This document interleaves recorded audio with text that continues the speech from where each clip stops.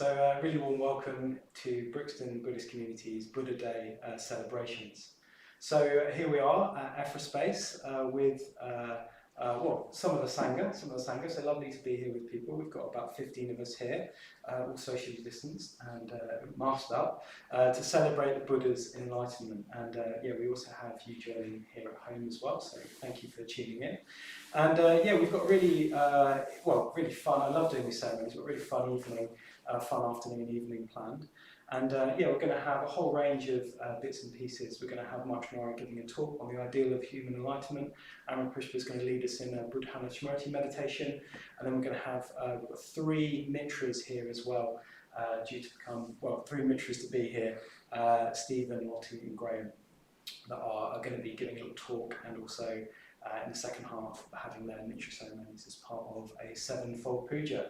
So really warm welcome. If you're tuning in from home and you're live, do drop a message in the chat room. So it's really good to know who's there and where you're tuning in from. We'll give you a little shout out. And I'll lead us through the whole evening, or the whole afternoon. You can just relax and enjoy the whole program we've got planned for you. So in a moment, I'll salute the shrine, and then we'll get on with the activities. I'll give I'll explain a little bit about what we're doing today, and then hand over to Mitra. But I just wanted to maybe just touch on the fact that we're talking about the Buddha's enlightenment. The Buddha was this figure 2,500 years ago. And the Wesak festival, the Buddha Day festival, is meant to celebrate his sort of becoming enlightened. I'm leading a course at the moment on human consciousness, and I've been talking a lot about this enlightenment as the kind of highest level of attainment for a human's consciousness. So we're celebrating the fact that this this figure, raised his level of consciousness up to a certain level, and then was able to share that and teach that around, for the next 30 or 40 years. And I was just thinking a bit about, where we are at Brixton at the moment. Well, when you are at home, we're coming out of lockdown, and we're just starting to open up our classes again.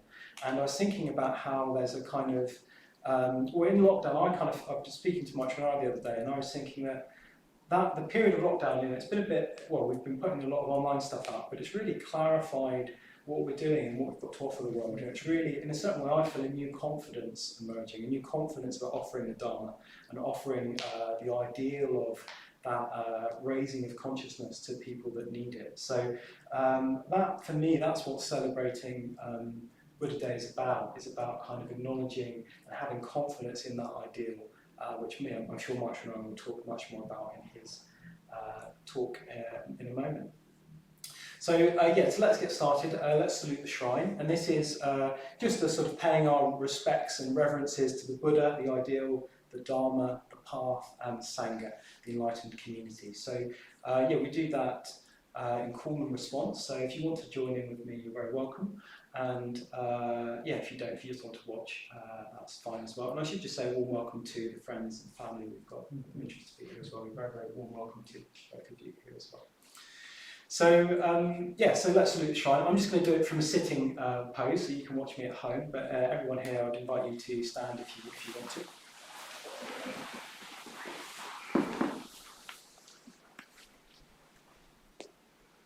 Namo Buddhaya. Namo Buddhaya. Namo Dhammaya. Namo Dhammaya. Namo Sanghaya. Namo Sanghaya. Namo Namah. Namo Namah.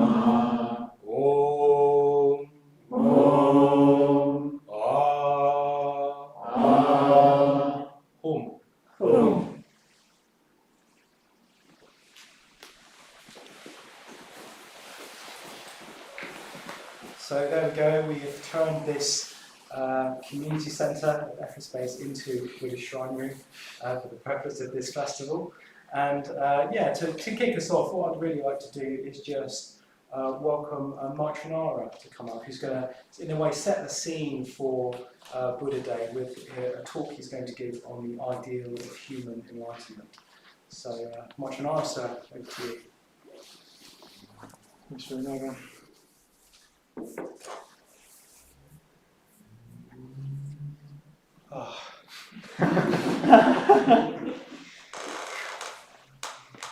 Okay, so really good to be here. Thanks for Nana for it's going.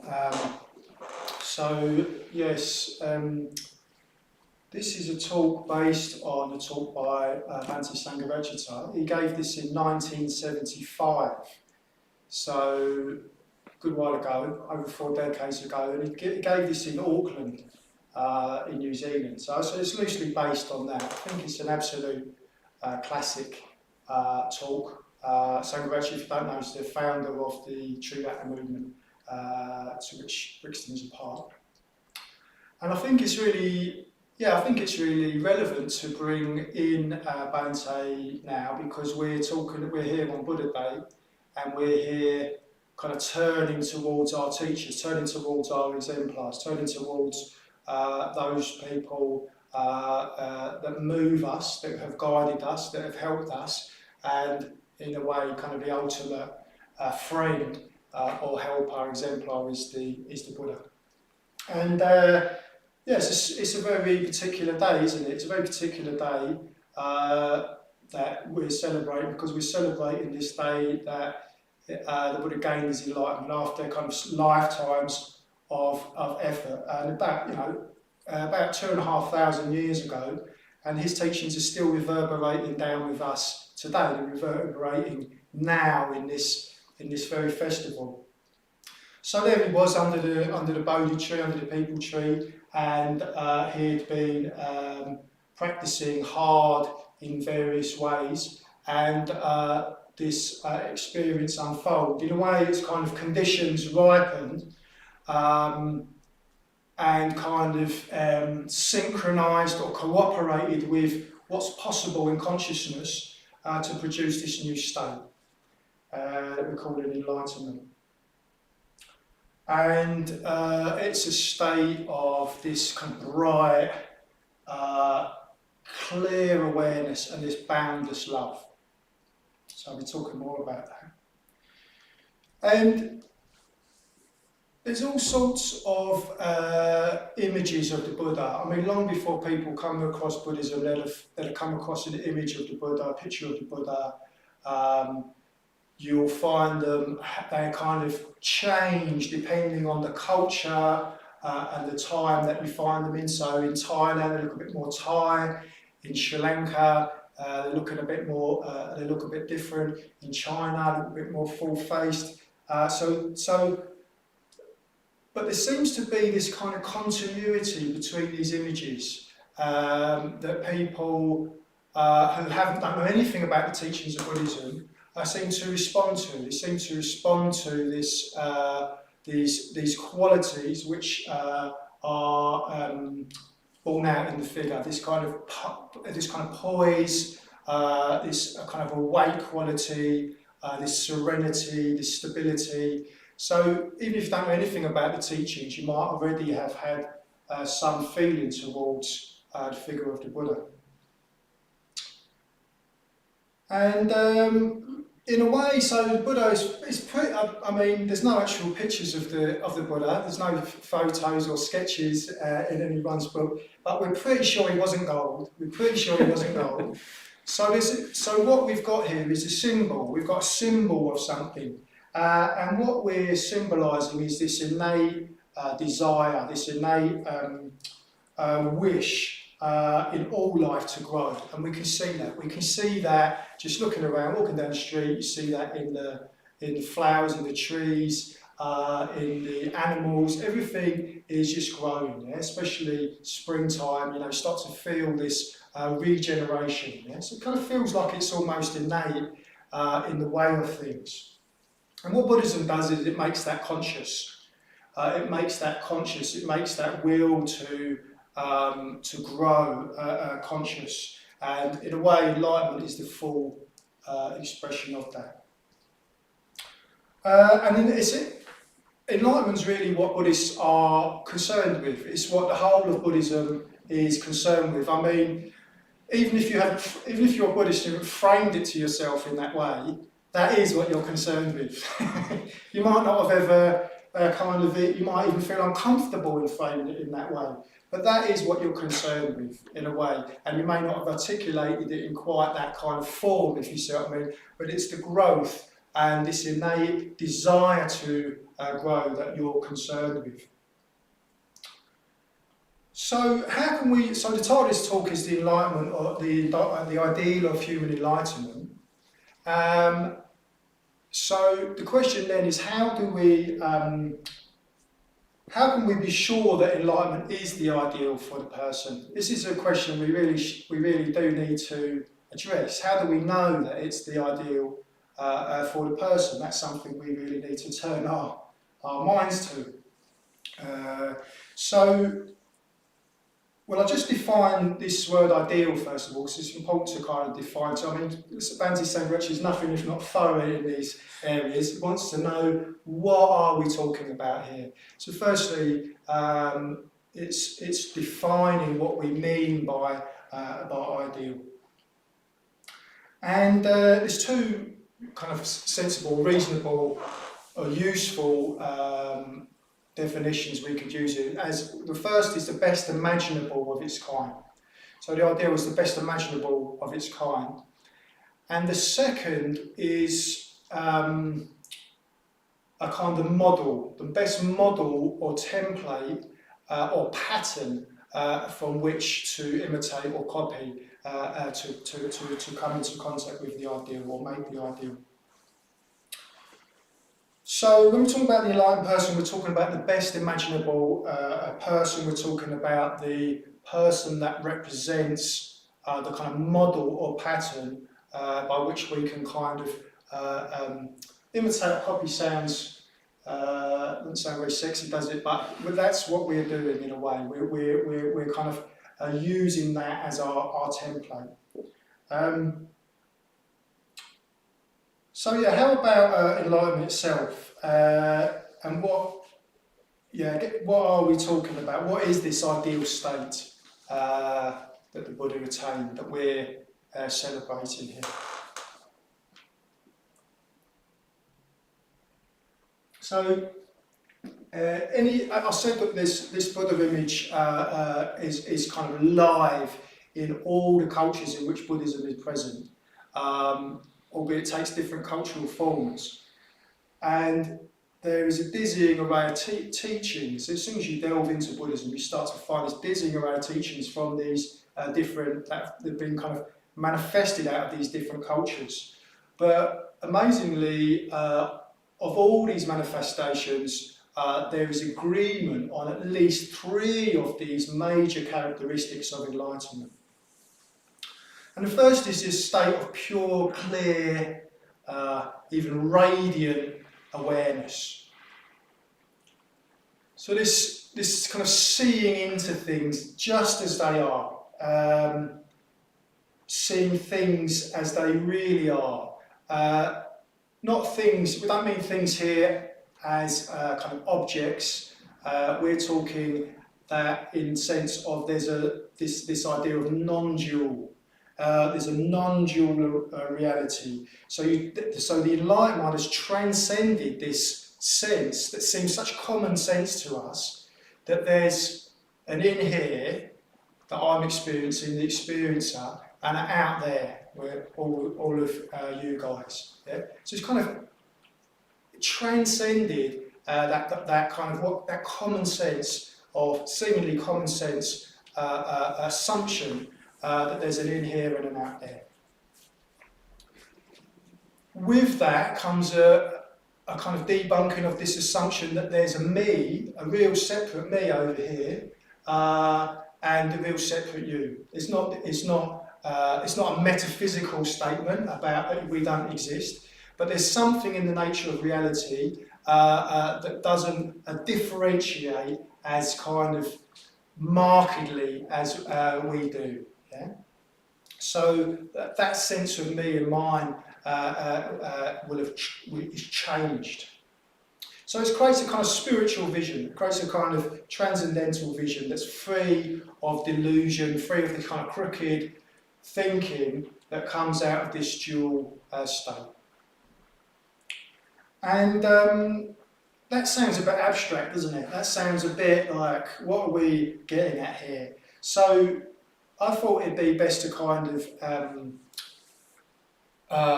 illustrate what that kind of non-dual awareness is like, because if we're not separate, if we're not making a clear demarcation between me and you, if I'm taking as much responsibility for you as I'm taking for me, and I'm finding the kind of openness and freedom from that perspective, then I'm going to want to share that. But I'm going to also understand that it can't just be kind of laid on people. You can't just lay people, you can't just tell people, oh, there's no me and mine, and there's no out there. You're going to need to work skillfully. This word skillfulness comes into the Buddhist language. So how do you work skillfully to help people start to soften this sense?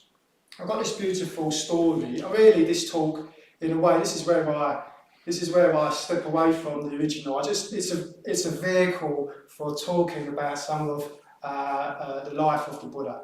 So this is one of my favourite stories. So I just thought I just really wanted to bring it in. So it's about Kisa Gautama. So Kisa Gautama, on accounts, was quite a sensitive young lady. She was an orphan.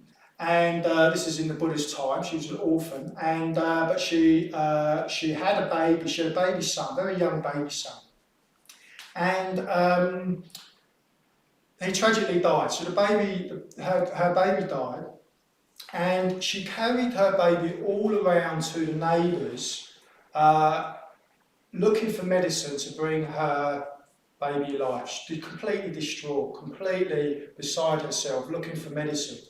And the neighbours are all talking, they're all considering her to be mad or considering her to be unhinged.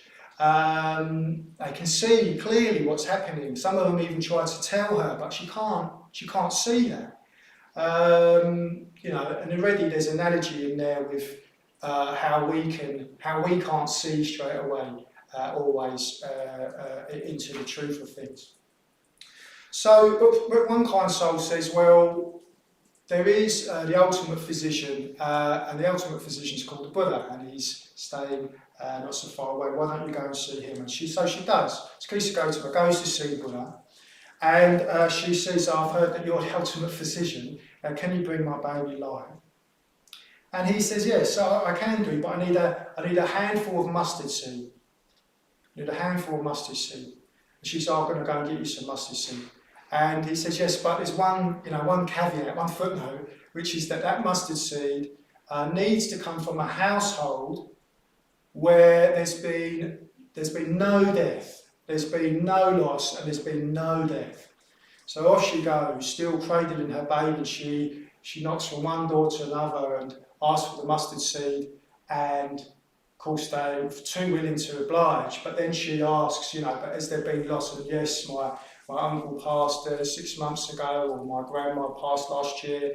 And slowly she goes through the house. Slowly starts to dawn on her what's going on. That life, attendant on life, is loss. So she says, alas, the living are few, but the dead are many. And this reminds me of my deepest grief. And she sits down and considers all of this, and she realises how selfish I am in my grief. Death is common to all. Yet in this valley of desolation, there is a path that leads to immortality, leads beyond selfishness. And as the story goes, she goes back to the Buddha. She buries her baby in the woods and goes back to the Buddha and asks him to take her as a follower, take her as a disciple, which she does. So, I think, maybe I don't need to draw too much out from the story, but I just feel like that is someone who's really taking in another person, really taking them in and really seeing what they need in the most kind of nuanced way. So I really love that story. So yeah, moving on from this sense of awareness, it's a sense of awareness of others, awareness of environment, awareness of non-separateness. The second thing that all these schools agree on is that the enlightened state is a state of intense, profound, overflowing love and compassion. And it's compared to the love of a mother for her son and for her only child. And in the kind of seminal text by the Buddha on loving kindness, he says, just as a mother protects her only son, even at the cost of her own life, so should one develop a mind. Mind means kind of chitta, mind, heart mind. So should one develop a heart mind of all-embracing love towards all living beings. So it's not just human beings, it's all living beings. All that lives, all that breathes, all that moves, all that's sentient, and this kind of heartfelt desire for their well-being. Which, in a sense is born out in a desire for their enlightenment as their ultimate, in a way, is their ultimate good. So I wanted to bring the Buddha really, in a way, kind of bring him in a bit closer to us. Can start to sometimes feel a bit far away, but to the people that were around him, he was this. This story now that I'm going to tell really draws out how people felt about him on a very human level. So he's in this story. He's in this town of Kusinara, and this is very close to him, his parinirvana, very close to his death. And his attendant, his faithful attendant Ananda, is actually his cousin, who's attended on him for at least a couple of decades, inseparable from the Buddha. Always a very, very very, very good memory. Very, very good memory, always remembering what the Buddha says. In fact, they had this, the only way that Ananda would agree to be the attendant is if he said, if you give any teachings when I'm not around, you give them again to me when I come back, because I just want to remember everything that you said. So he's like this kind of storehouse, and he just kind of attends to the Buddha with great respect and great love. And this is close to the Buddha's passing. Buddha's parinirvana, and Ananda's nowhere to be found. Everyone's gathered around the Buddha, all his disciples, people from the local towns, all gathered around, but Ananda's nowhere to be found. So Buddha notices this, and he, of course, he wants Ananda to be there. He loves Ananda, he wants Ananda to be there. And he starts one of his disciples, go and find Ananda, where's Ananda? And so he goes off, and he finds Ananda around the back of one of the meeting houses, just crying, just leaning up against a lamp, leaning up a door frame, just crying. And he says, alas, I remain but still a learner. When asked, when questioned, why is he crying? He says, alas, I remain but still a learner. One has yet to work out his own perfection. And the master is about to pass away from me. He who is so kind. So, he doesn't say he who is so aware, he who has kind of got non-dual awareness. He just said, he who is so kind. That's what touches him. In fact, I think that's what touches all of us. I mean, my stepdad passed away not so long ago, and for the week after, I spent with my mum, just in the house, just kind of in the kind of afterglow. It was very, very good passing, but it's just kind of afterglow. And what would set either of us off is just little bits of kindness, just like a little posy of primroses left on the doorstep, or a little card that dropped in through the or a little offer of cooking food. So just a little kindness. That's what touched us. That's what set us off. And this is what set Ananda off. It's just this sense of the Buddha, it's just he who's so kind. So the disciple says, look, I know that you wanted, the Buddha wants you, you're gonna have to kind of come back. And Buddha says to him, he sees Ananda, his heart's always open, he sees what's going on. He says, Ananda, enough. He says, you don't let yourself be troubled.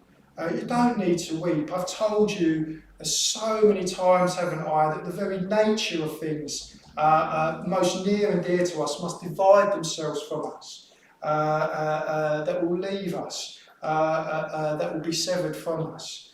And for a long time, you've been very near to me by thoughts of love that never varies and is beyond all measure. You've done very well, Ananda. And he just exhorts him to be earnest in effort, and you too shall be free, you too shall find the heart's release. And he does, he does. In fact, it's funny with Buddha, it's just almost so kind of attendant on the Buddha that he can't kind of quite find that final release until the Buddha's parinirvana, and then comes later his own enlightenment.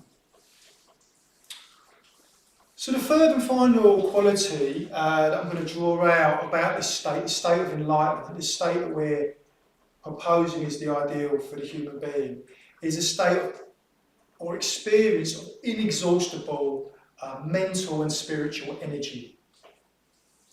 State of uninterrupted creativity and responsiveness. So as Viranava pointed out, the Buddha gained enlightenment at the age of 35. So that's a bit late for some of us, but actually there's a few here that still got a chance.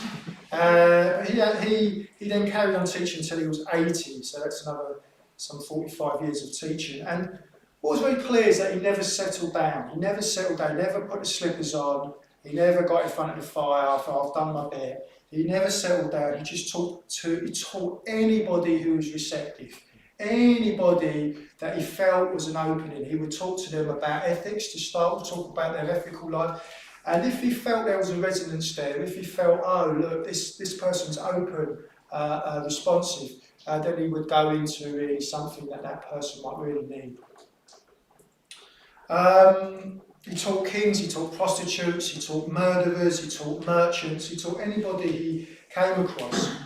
And I think it's really important to state that he was a social agitator. It's very easy with these modern day images of lotuses and pebbles to think that it was a kind of ancient kind of spa system for wellness and feeling a little better about one's life. No, he was an agitator. He pushed hard against the prevailing views of the time that he found were inimical to enlightenment. So he pushed back against the caste system. He tried to redefine this sense that one could be defined not by their birth but by their worth. He pushed back against the idea that one could find purity in sacrifices, in fire ceremonies. No, it's in you through your own efforts. That you find enlightenment. And finally, he said, towards the end, he said, when his body had become very, very frail, he said, my body's like an old broken down car. It's been repaired many, many times. It's held together by bits of string, but I'm as vigorous as ever. Even if I had to be carried place to place on a litter, if anybody came to me, anyone at all, I'll be able to answer their questions. I will be able to teach them. My intellectual and spiritual vigour is undiminished, despite the feeble state of my body. So it's so attractive, isn't it? It's so attractive, this idea that one doesn't just kind of collapse in old age, doesn't collapse into old age. Yeah? The body might be collapsing, but this spiritual vigour remains undiminished. So here we go. These three qualities, these three characteristics. So how do we know then? Following questions: how do we know that this is a state? This state is ideal for a person. How do we know this state is ideal for the individual? And it seems that well, anybody that I know that I've talked into this area with has a kind of innate knowledge, a sense of the wonder of the mind. There's a glimmer of that. We touched that. It's the wonder of the mind, the wonder of non-separateness. We feel that sometimes. It's quite disconcerting sometimes. We're with a friend and we're kind of leaning into them, we're leaning into the communication, and we kind of realise we've kind of lost ourselves. Where do we start? Where do they end? You know, and then everyone has this some sense of love, maybe in some rather restricted kind of narrow way, in the sense of just for a few people, but nonetheless there's love, and and everybody has this idea of energy for the good. You feel it, don't you? When you've done some energy that's of benefit, you feel it. So these are all qualities that are in us. There's qualities that we are natural to us, that we have an affinity to. So you could say that we know it's the ideal for the person because we feel that. We feel the resonance with that. We feel the resonance of wanting to grow. But then alongside that, we know it's the ideal because we can't really be satisfied with anything else. We do try, gosh, we try really hard, don't we? We try hard in all sorts of ways to be satisfied with pleasures, successes, to get life to go our way. But even in the midst of all that, something remains untouched in a way. There's some yearning. Even when things are really going our way, we have a sense that this may end. There's some yearning. We yearn for more. So in a sense, we know that it's the ideal because we have a sense that we can't really be satisfied with anything less, although we try.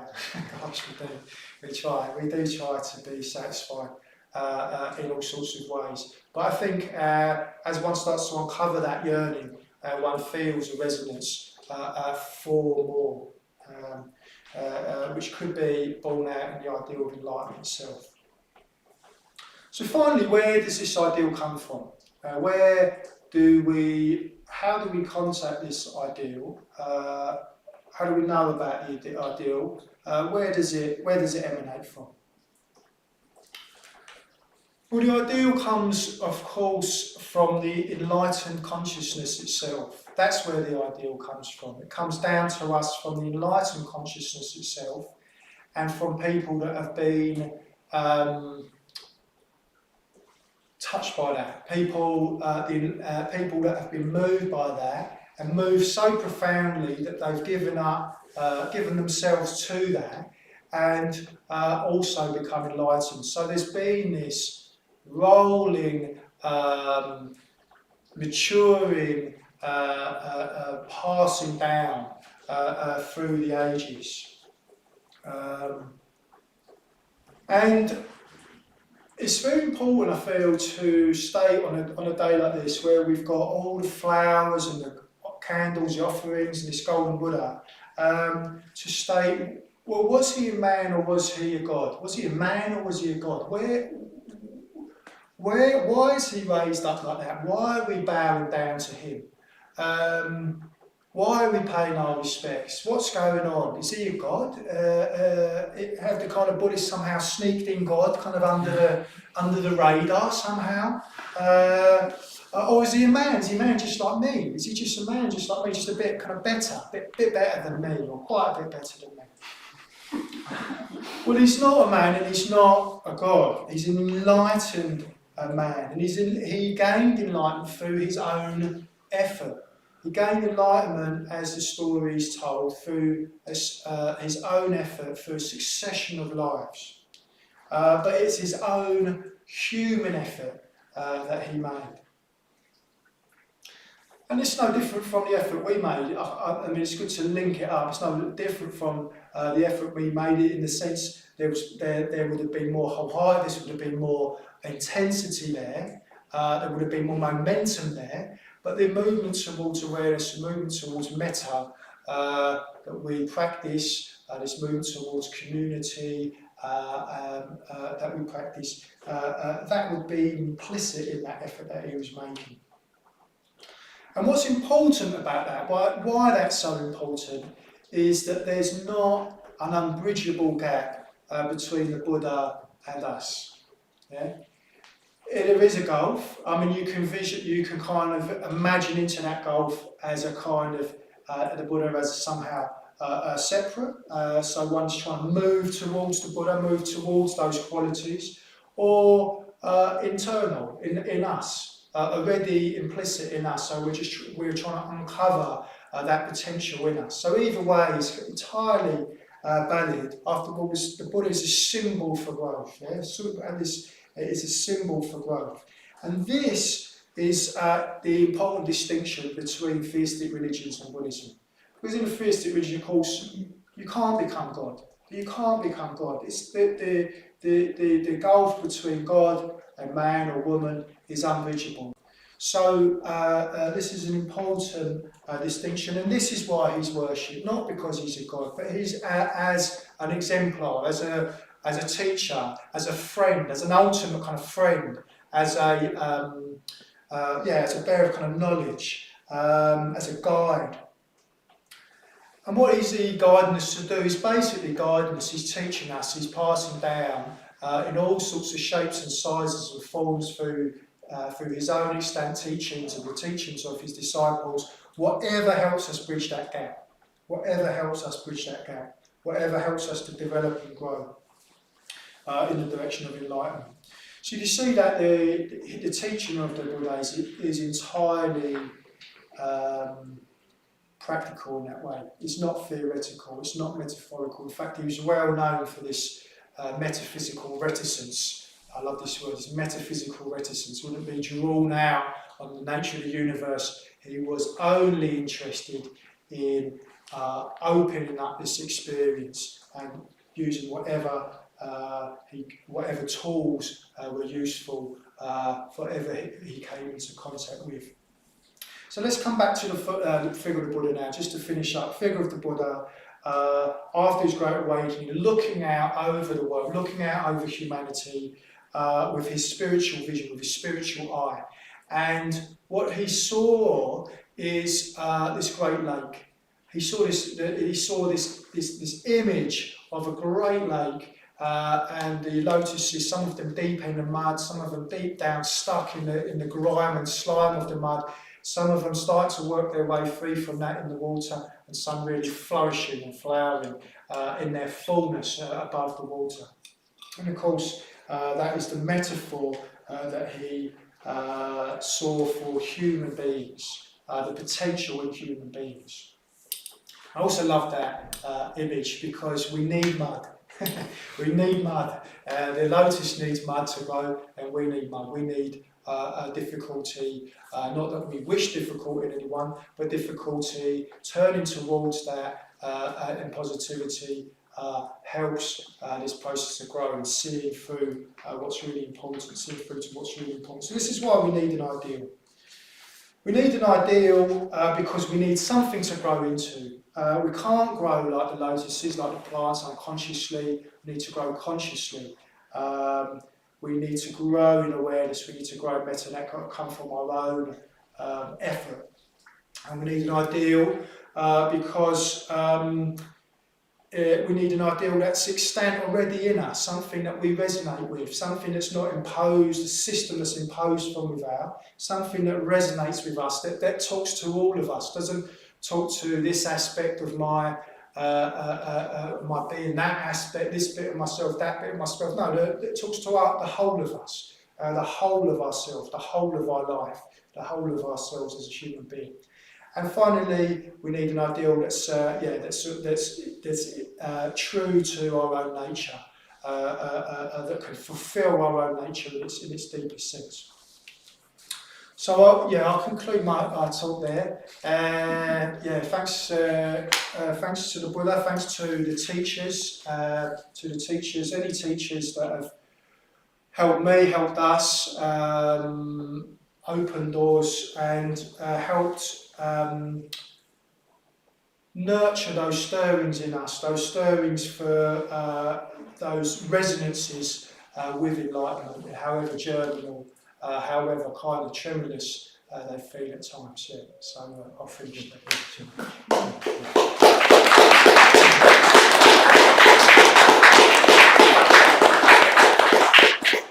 Thank you, Mitra, full and passionate as always. And yeah, I particularly love that idea of the Buddha as never kind of stopping, never settling down. You know, whatever our lives look like, of course, there's no need for us to settle. You know, whatever responsibilities we've got in our life, we can keep on practicing the Dharma. We can keep on teaching the Dharma, even perhaps. And yeah, I really like that Buddha, the idea of the Buddha as yeah, the social aggravator as well, like not accepting unskillfulness or yeah, sort of yeah, in a certain way. Working against conditions which don't help people flourish and thrive.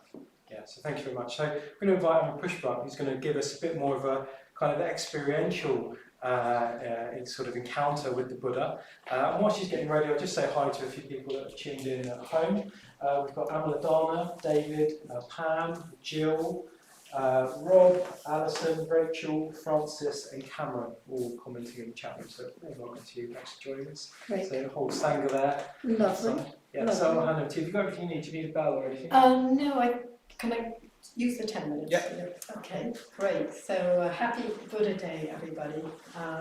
This is I guess a many-layered joyful occasion, not only the celebration of the Buddha's enlightenment, but we're also welcoming 3 people taking important steps in becoming Mitras today, which is always a really joyful, special occasion. And thank you, Viryanaga, for your opening remarks, and Maitrinara for really bringing the Buddha's qualities to life. And right now, I'm going to, I guess, approach the Buddha from a different perspective. So rather than talking about the Buddha, I'm going to lead us in what's known as a very funny sounding word, the Badana Smrti. And Smrti is a Sanskrit word for mindfulness or recollection. And it's about recollecting or bringing to mind the Buddha with our imaginations. And I guess in Buddhism, having an experiential connection is very important, so we can hear things, but we also reflect and meditate, so we can have more of an experiential connection. And as Maitrinara said, we all have this potential for enlightenment, and the Buddha exemplifies our full potential. So we all can somewhere resonate or open ourselves up to resonating with the amazing qualities of the Buddha, the mysterious qualities of enlightenment, and in a way get beyond the conceptual world realm of connecting. So I'm just going to lead us for, I guess, about eight minutes or so in a kind of type of meditation reflection, so where we use our imaginations. So wherever you are, if you just make yourselves comfortable.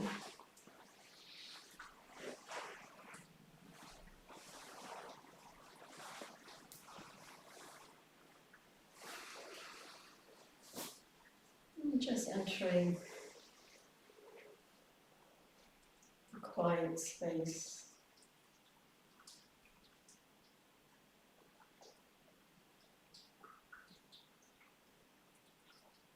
An open space.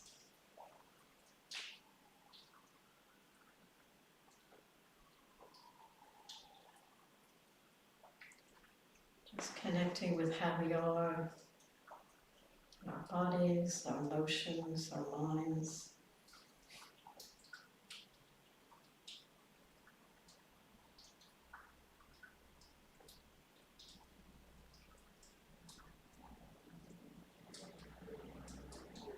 And connecting with the breath.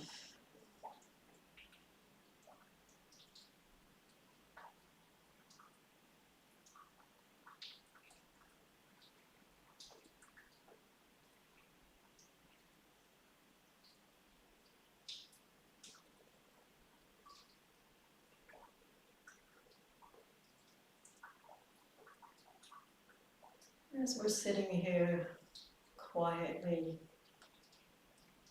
our bodies still, you could perhaps imagine we're sitting 2,500 years ago, sitting with the Buddha under a beautiful spreading tree.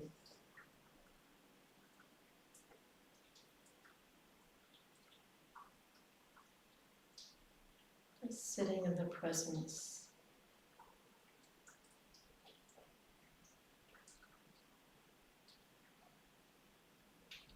of the Buddha on a full moon night,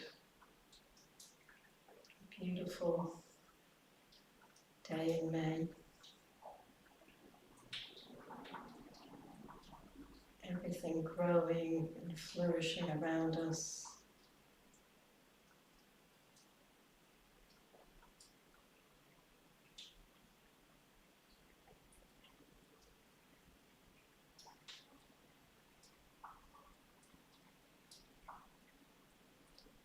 And we're just sitting and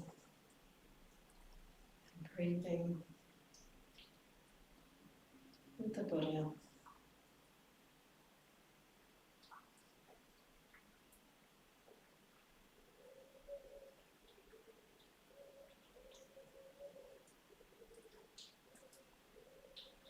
Perhaps taking in, imaginatively resonating whatever might inspire us.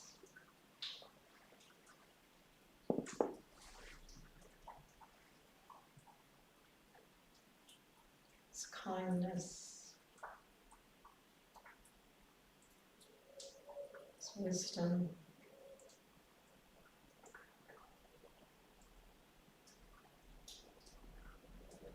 clarity,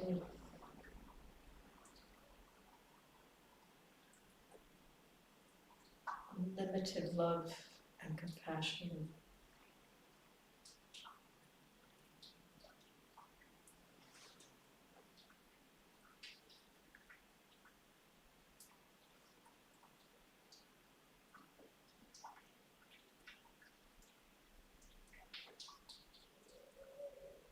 Just sitting in the presence of the Buddha.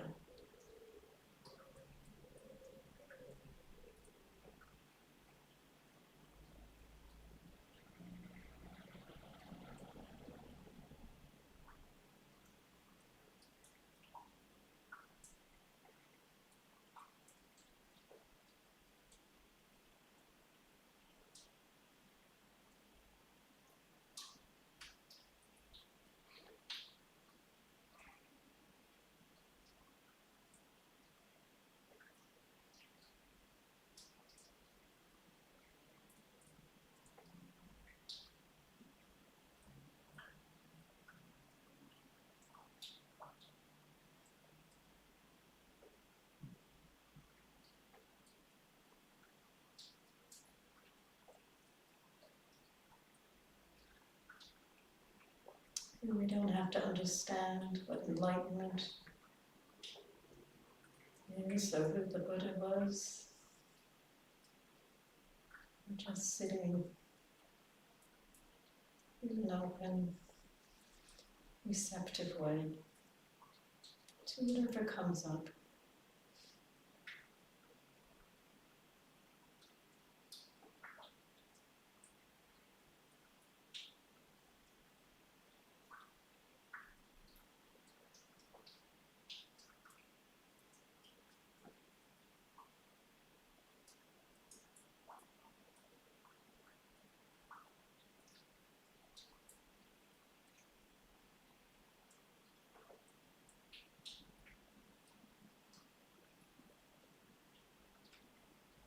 Could perhaps imagine radiant light,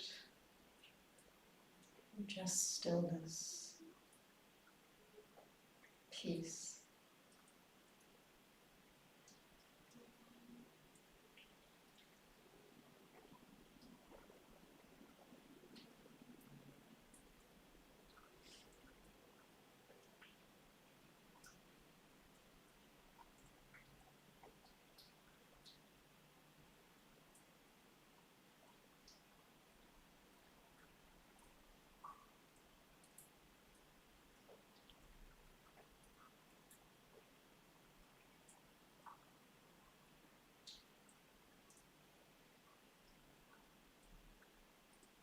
Imagining them becoming more and more open.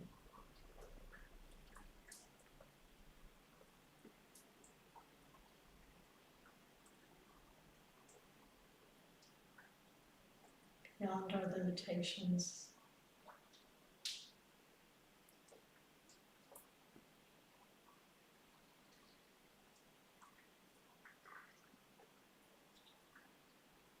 Inspired by the Buddha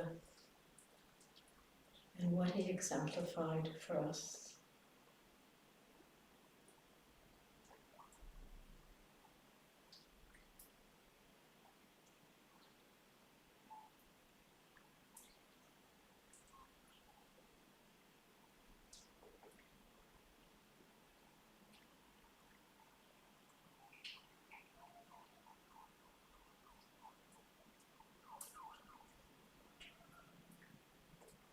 And then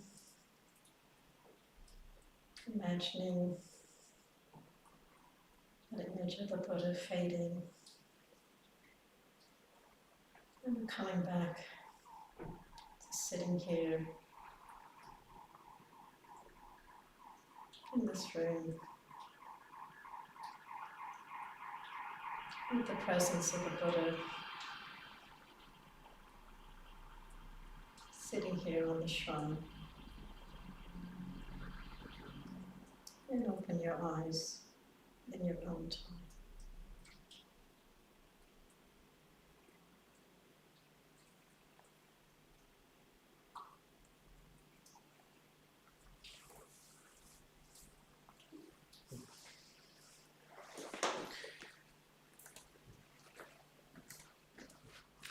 So thank you, Pushpa.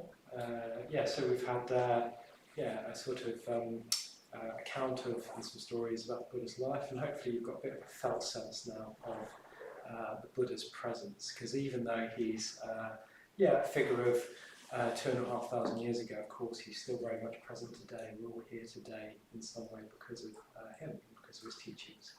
So hopefully you've had a little connection with that. So what we're going to turn to now is the present. We're going to turn to the present, and particularly the three Mitras to be sitting right in front of me. And what we're going to do is we're going to hear a little bit from them. And I really love these little talks because they just give us a little taste of, the people, but also people that are doing, people I care about doing the same thing as me. So it's really, really lovely to hear a little bit about their backgrounds and their own journeys and trajectories as well. So we've worked out a running order. So I think Lottie is going to go first. So I'll let Lottie come up, and we're just going to have about 5 minutes or a little bit more maybe from each of them, summary. And would you like do you give you a kind of timing bell or a little 5 to 8 minutes. Yeah. Okay, great. Right. Thank you. It's coming out of meditation. It's like put on the camera. So so why am I a Buddhist? So really big question. Try to break it down in 5 minutes. First of all, I really have a sense of remembering the Dharma. Like when I first came in touch with the Buddhist teachings, it was immediate sort of, everything kind of makes sense now.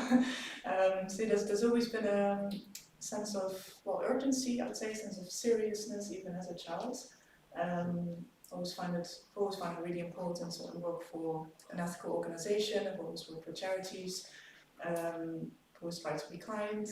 And more recently also becoming vegan. So there's all these little bits that suddenly kind of fall into place, and I can see now they're part of a bigger whole. It's like put in a bigger perspective. And I also noticed that whenever I hear a Dharma talk or I read a text, or even this, just looking at this splendid shrine, it gives me a sense of positivity. It gives me lots of energy. It's a sense of enthusiasm. So basically, I guess the most simple answer to the question would just be like, it just feels right. And that's, I really feel that it satisfies a deeper need for meaning and for connection. So direct experience, that's a very important point for me. So I've I know from direct experience that meditation works for me, that it gives me a sense of balance, a sense of joy, a sense of calmness, and it sort of takes off the sharp edges of my experiences of negative experiences, and I find that working directly with my own emotions, my own thoughts, really sit with it and trying to feel what's going on now without trying not to judge. It's really hard, but at the same time it's also the most transformative to really find out what's going on for me.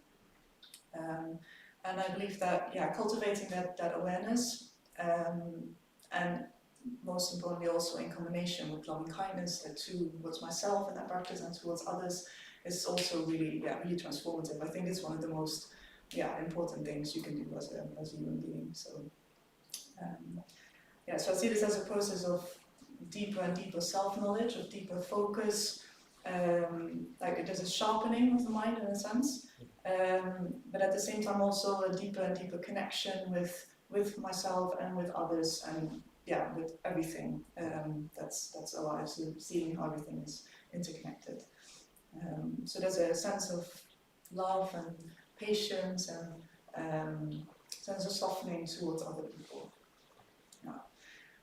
And also believe in the path. Like when I read about Dharma teachings, it makes sense to me. That's like my experience of reality is kind of converging more and more with Buddhist ideas. It's maybe a chicken egg question, but still, it helps. And there is a really important aspect of development, which was also touched on a couple of times here. And there's discovery, there's like an organic transformation in Buddhism. And I found that really attractive, that it's not about strict rules or following rules, but really about finding space for interpretation, kind of softening the sort of ideas you have about your own life, or about how your life went, so the stories that you tell yourself. There's a bit of more opening, but more space for reinterpreting those stories. So there's really respect for what is, rather than forcing it to be different. And I also believe when it comes to the Dhamma, I do believe that we're here to work on something. So to live through a hindrance, so that maybe at some point we're getting further, on a step towards enlightenment. And it helps me to realize that, in a sense, when you're enlightened, you don't come back to earth. Maybe you can, but that means that, as long as you're alive, as you're here, it means you have something to do. There's something to work towards. There's a bigger sort of ideal to develop towards. So that's, I think that's really exciting.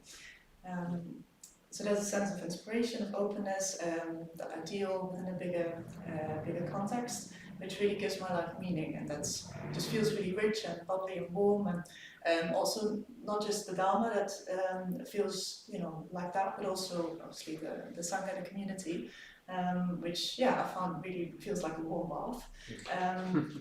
But I've actually. For quite a while, my practice has been quite private, and maybe even a little bit opportunistic at times.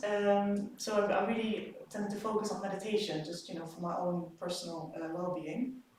But ultimately, I see now more and more that it's something you do together. That supporting each other on a journey really makes it a journey, because otherwise it's just something that you do on the side every now and then, or then you forget about it, whatever. And actually talking about it with other people, that keeps it fresh as well. So it really makes my experience more whole, and I feel that it engages more parts of me towards that journey. And it's also quite liberating to feel that it's not just about following rules to belong to a group, but rather that you practice together to feel more and more deeply to what's needed for for me personally, and for everyone else as well. So I'll leave it at that. Thank you. Really lovely to hear a bit about your journey. Really lovely.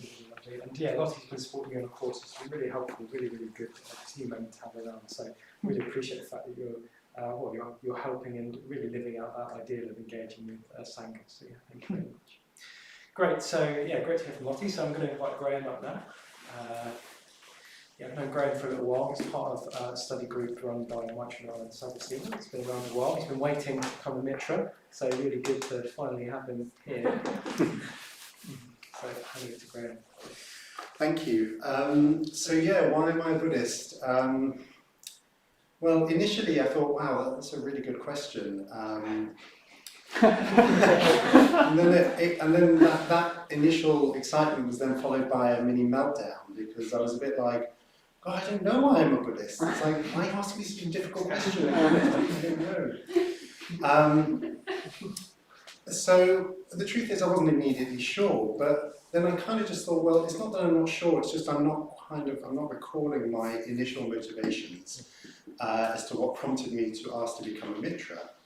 So rather than freaking out, I decided to trace back some of my experiences and just reconnect with some of what prompted me to make this decision in the first place. So the first time I really realized that I was a Buddhist was when I was signing some papers for my flat. And the last form that I was filling in was a data collection form. And it's asking the normal questions about ethnicity, age, religion, and so on. Now, I'm Jewish by birth. And I just felt at the time that ticking the box that said I was Jewish didn't really represent who I was anymore. It didn't feel right inside, and actually ticking the box that said Buddhist felt like the right thing to do. And I can still remember it really clearly, and it was a really empowering and unifying experience. It was the smallest action, it was just like a little tick of the pen, but it just had really big implications for me about my thoughts and feelings towards myself and also my self-identification. So reconnecting with that initial experience was very powerful in grounding me to answer the question of this talk.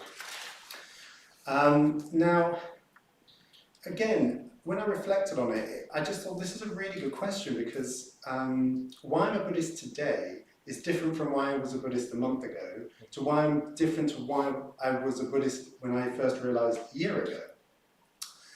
Now, I can only really describe this experience as looking at a really beautiful cut diamond. So you can imagine that when you look at a cut diamond, it has a beautiful reflective quality to it. It's multifaceted, which means it's got many sides and angles, and it reflects the light in many different ways. So when you move it even slightly, the way the light reflects changes.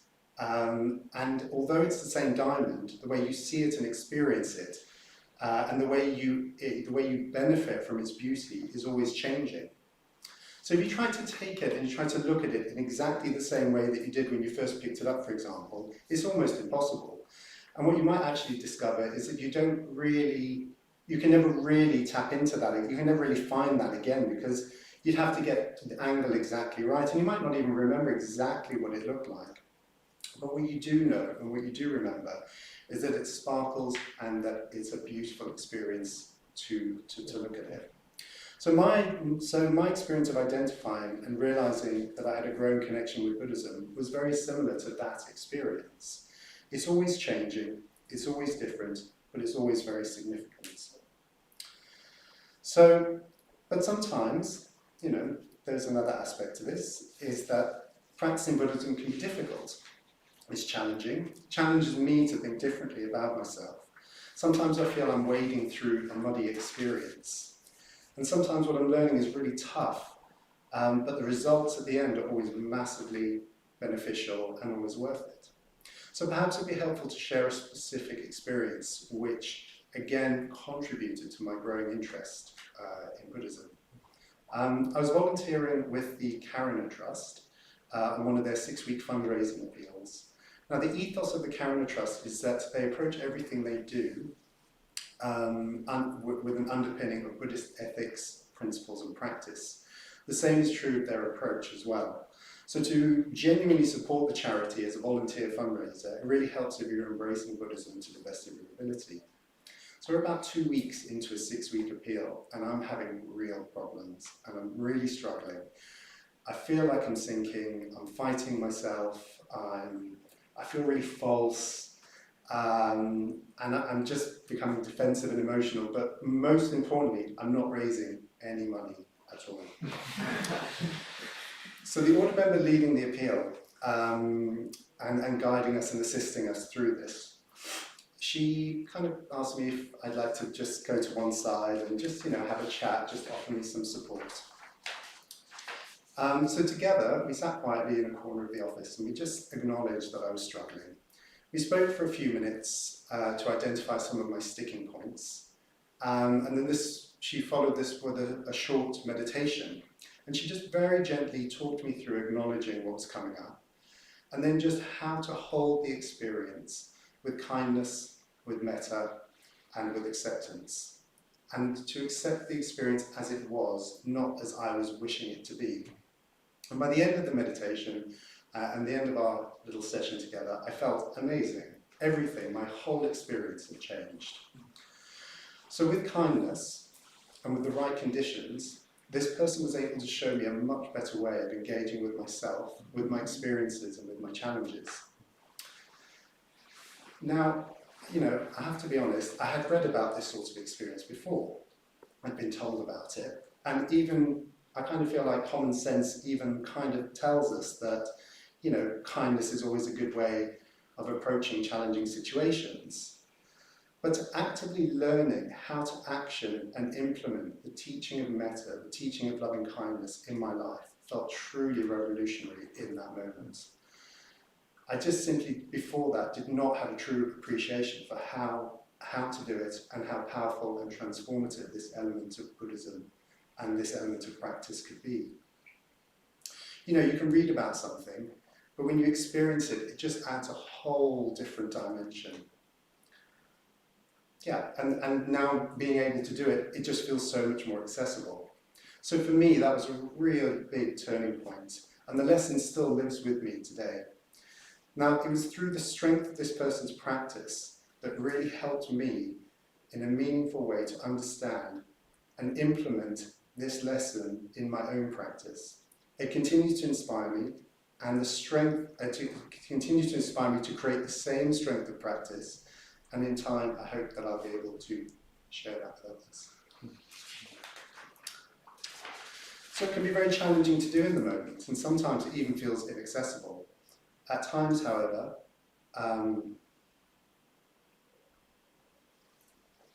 being supported in this way gave me a real opportunity to fully embrace the experience of metta. So this exemplifies just one experience of many over the last few years, where certain thought processes or some old layer of conditioning just simply doesn't work anymore in my life. And just reframing and re-experiencing that through a different lens, through a teaching, through a practice, or through a discussion with some of the intelligent and articulate men in my study group, or through any number of experienced order members who are part of this living tradition, just really helps to offer me that support and just keeps bringing home why I've made this decision. So every time I come across an experience like this, like the ones that I've shared with you, it just reinforces to me that I feel I've found a system of practice that's truly beneficial, and it's why I identify and keep re-identifying as a Buddhist. Again, this is why it's like a multifaceted diamond. This is because the same diamond that's always changing is never the same from one period of time to the next. It keeps changing and it keeps shimmering its clarity into the world. So the next time I have a personal data form that needs filling in, I know which box I'll tick.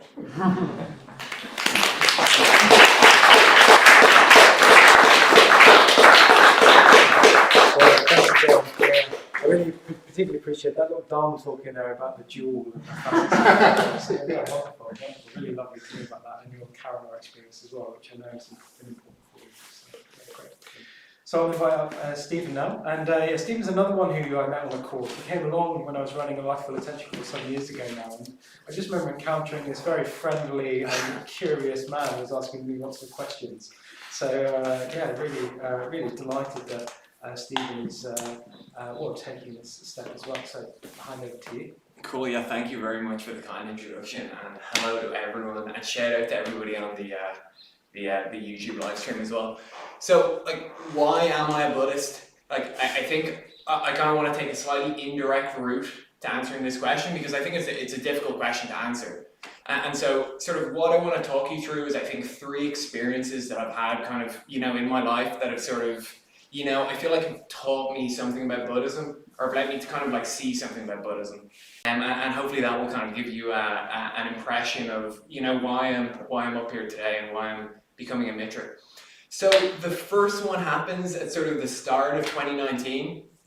And I remember like around this time when I sort of thought about myself, I really thought, this is a time when I should be having the time of my life. I'm sort of 24, I'm single, I've moved to this kind of big sexy city like London, and I've got sort of money in my pocket for the first time in my life. And I really wasn't kind of happy at all at this time. I was sort of, really anxious, and I was really sort of depressed, and was really miserable all the time. And I remember there was this one very particular moment when, coming up to this kind of important deadline in work, I sort of had a panic attack. And this was the first time anything like that had happened to me in my life, and it really sort of shook me and my sort of sense of self. And it was real moments when I sort of came away from that, and I thought, I had to make some sort of change in my life. And I remember, I think the conclusion I came to was like, Stephen, you gotta relax more. You gotta chill out. So I ended up down here at the Brixton Centre for Life with Full Attention with Veera Naga. And like the very specific experience that I had during that course was after a couple of weeks of sort of, diligently sort of meditating every day and sort of doing my sort of little mindfulness exercises each day. And sort of one evening I was walking around Tooting doing my kind of daily mindful walk, and I can even pinpoint the exact spot on the street where I was, where like all of a sudden it's hard to describe, but it was like all of a sudden a sort of cloud lifted from me, and I was just able to sort of see myself with a kind of different quality. And all of a sudden I sort of had this epiphany, and I was sort of like, all of this kind of pain that I've been having over the last few weeks and months, this is all just caused by me. I'm sort of, just creating this pressure and creating this tension. And like, it's kind of hard for me to describe this right now without being aware that this sounds so sort of banal. But like, at that point, why this sort of, realization that, I was the source of my own stress was so profound and felt like such a revelation, was because all of a sudden, it just penetrated so much deeper. All of a sudden it felt not like a kind of conceptual thing I knew, but like something I really deeply understood sort of in my belly.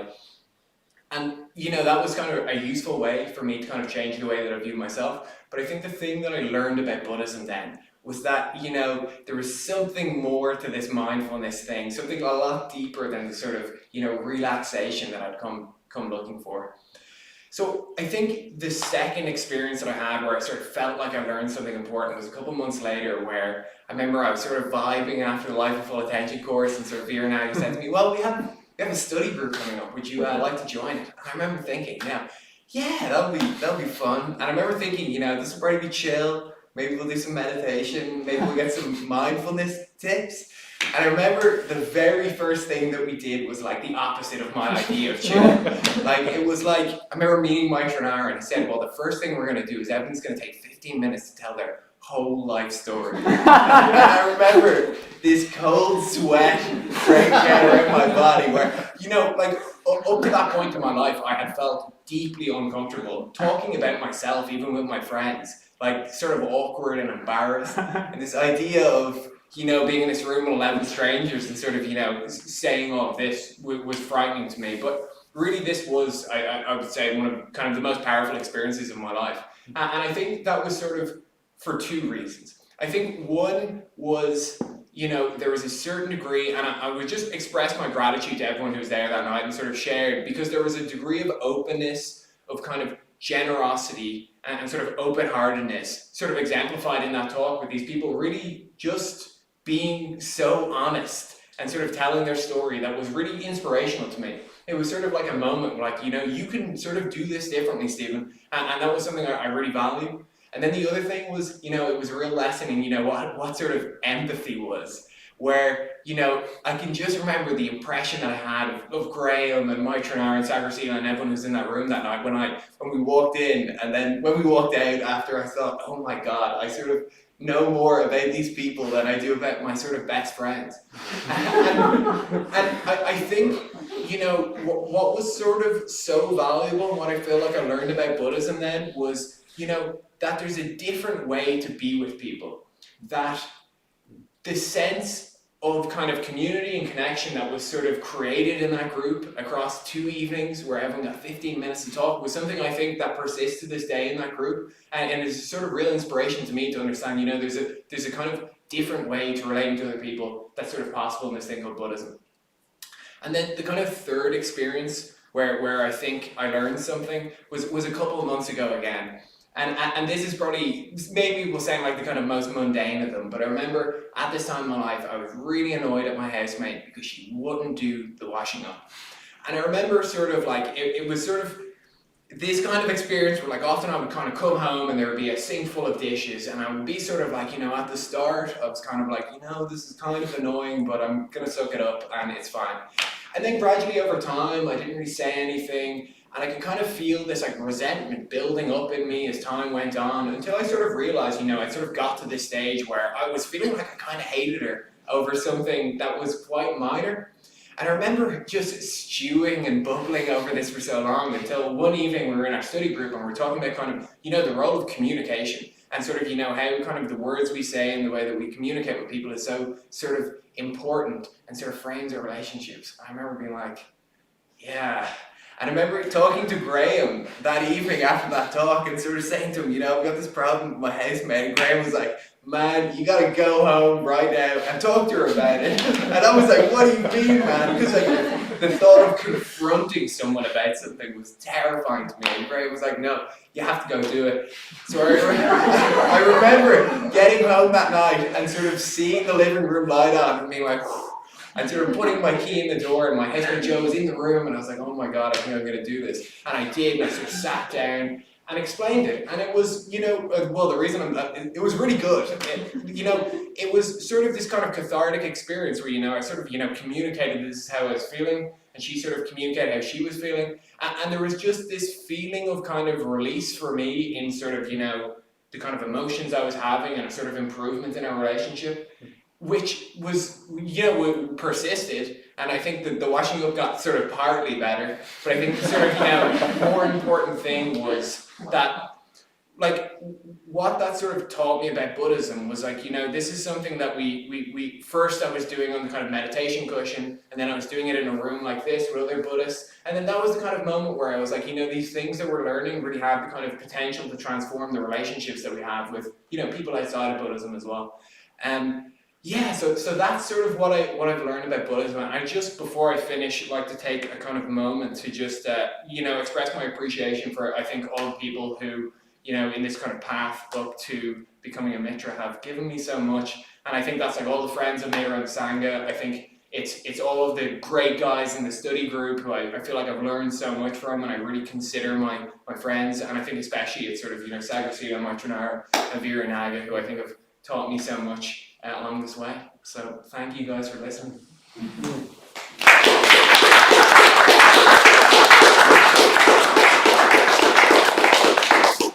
thanks, Stephen. Really good to hear those kind of 3 turning points. And in a certain way, I just thought they were kind of, I'm sure we've all had those turning points. Look slightly different in a way, but I'm sure we've all had those experiences in some way. So in a certain way, quite archetypal, the little journey that we go on. So thank you for that. And always really good to hear that the stuff we do actually does make a difference to people. You never quite know. So yeah, really good to hear that. So that's Lottie, Graham and Stephen, short talks that we've had from them. So what we're going to do now is just take a quick 10-minute break. And yeah, so just, yeah, you can go home and get yourself a cup of tea or go to the bathroom, and here we can take a leg stretch and so on. And then, yeah, we'll come back at 5 past 8 in order to start the ceremony. And I'll talk a bit about what becoming a Mitra is. And then, yeah, our Mitra conveners, Mitra and I, are going to introduce the 3 Mitras more formally, and then we will launch into the ceremony. So see you in 10 minutes.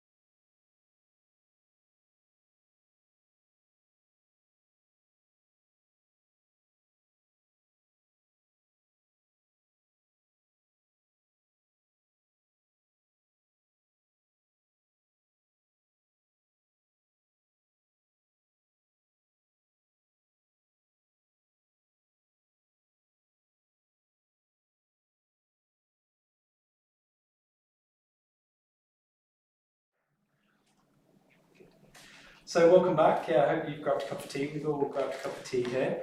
And yeah, so we're going to go into the ritual, the ceremonial part now. But we're going to lead into it. But I just want to say a little bit about what becoming a Mitra is. For those, well, maybe for our Mitras, but also for you people at home, Mitras to be. Yeah, Mitra, for those of you who are not familiar, Mitra literally means friend. And so what these three people are doing is they're asking to become a friend of the Triratna Buddhist Community. And the Triratna Buddhist Community is a worldwide kind of community of Buddhist practitioners.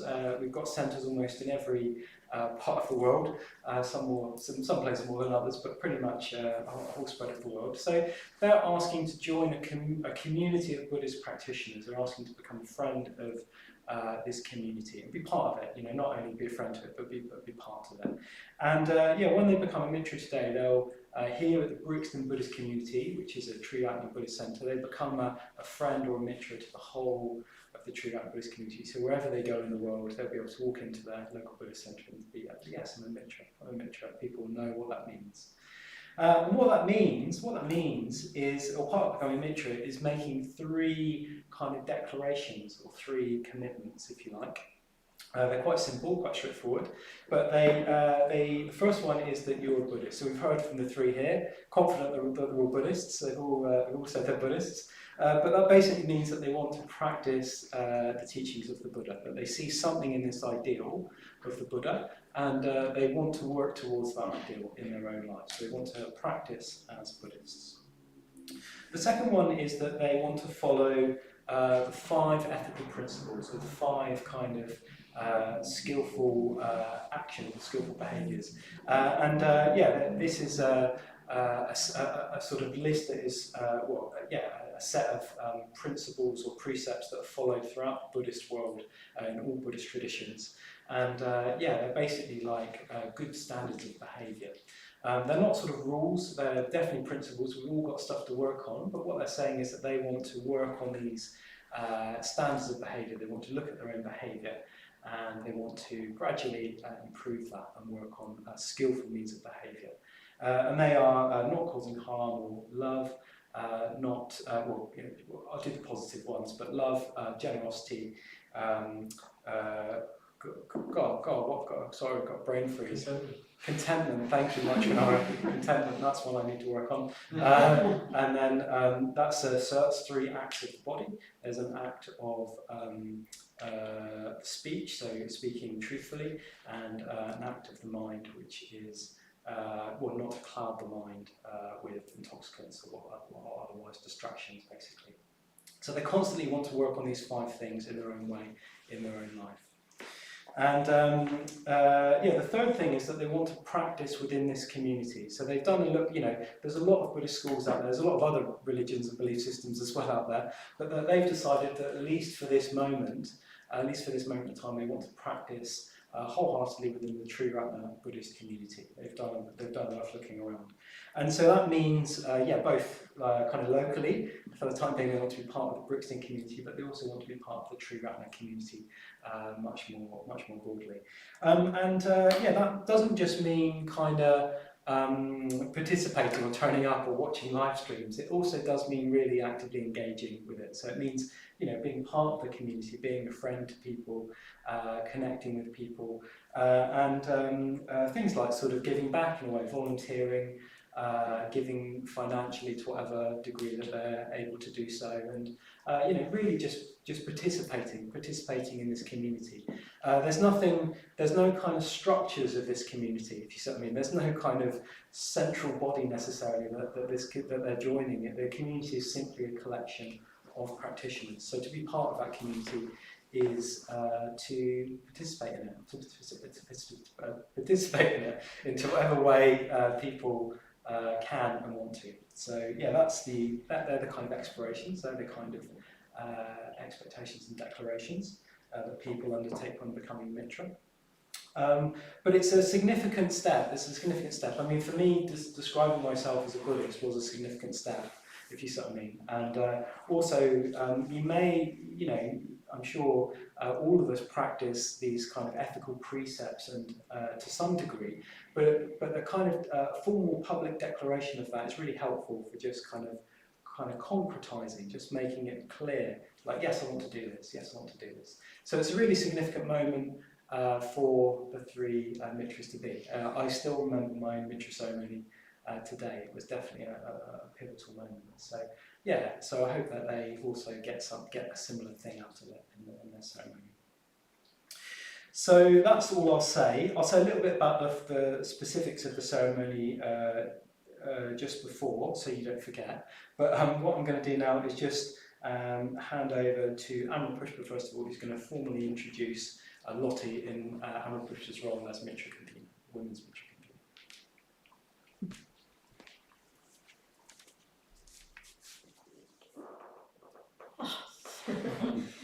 Okay, so it's my great pleasure to introduce Lottie. I haven't known Lottie very long, but I've really enjoyed getting to know her. And as part of preparing for the Mitra ceremony, we asked people to reflect on the steps and events in their lives that might have led for someone to want to become a Mitra. And so I've really appreciated Lottie's reflections. So I'll say a few things by way of introduction. Lottie grew up in Holland, and but she's lived here for 7 years in London. And I'd say there are two, I've picked up on two themes in Lottie's life. One is she seems like an altruistic inclination. She's, as she said in her talk, she's wanted to make the world a better place. She's worked for charities, and then recently became a vegan. So there's a very sounds like that's from a young age. She had, but there's also a strand of spirituality. While her father is a professor and is an atheist, her mother is deeply spiritual and was very spiritual when Lottie was growing up. And Lottie remembers her mother meditating, feeling a bit ignored, feeling a bit, not liking it so much when her mother meditated, but at the same time, finding it quite wondrous and magical. There was something that really intrigued her about meditation. And her mother had also been to India, and she is still very spiritual. And I think there's also, I think as Lottie matured, I just get this sense, that, as she said, that her spiritual outlook was quite individual, that she was developing for herself, meditating on her own, and seeing it as quite an individual thing. But like in her work out in the world, it seems like as Lottie matured, she saw more and more the need of doing things in communication and connection with other people. And I'm just getting to know Lottie. I think has really good instincts around this. There's a real kind of mature, wise sense of what she needs to do to develop in those directions. For example, when she first came to London, she had a job, very well-paying job in a big charity, but she felt the way it was set up, she was missing contact and communication with other people. So she very courageously just left the job without any other job to go to, and started training as a yoga teacher. So she began to get drawn to yoga as a way of moving into more positive mental states, connection with her body and her mind. And but then she gradually got more and more interested in Buddhist meditation, and could see the connections, the body and mind connection, and the focus, the stress on direct experience. But about 3 years ago, she went on a Vipassana retreat with her mother. So it sounds like a really good relationship they have. It was a 10-day retreat, silent. And I think, like with her work, Lottie realized she needed to practice more in communication and connection with others. And that's when she started coming across Triratna, and she's done a number of retreats with Triratna in Dhanakosha and other parts of Spain, also with Triratna, and also in different parts of the UK as well. And when she got in touch with me, I think it was about 6 months ago, I was very, very impressed with her clear reflection, the way she really took initiative to, I guess, investigate for herself about what it meant to become a Mitra. She'd really thought hard about it, and even though I didn't know Lottie very well, I just thought, no, this. I just was very impressed by the maturity and depth of what she reflected, and invited her to a study group, a year one study group. So it's wonderful having Lottie in the study group and getting to know her that way. And through that, and through continuing to get to know Lottie, I just felt this is this move has a real firm basis, that there's a real confidence there that I really trust. And I just feel Lottie's really ready to take this step, which is a wonderful, joyful thing when you feel that. And just to say also, I think our Sangha in general has enjoyed having Lottie around. She hasn't been around that long, but there's just a real confidence and intelligence with which Lottie stepped into things. This can-do, I can do the technical support, I can do, supporting classes, and that's been really delightful to be around. So, yes, I'm just really, really pleased, Lottie, that you're taking this step. I'm really looking forward to continue to get to know you and having you part of our Mitra Sangha, people who've made this commitment. Thank you. Thank you. So invite Mitra up now to speak to introducing Stephen and Graham.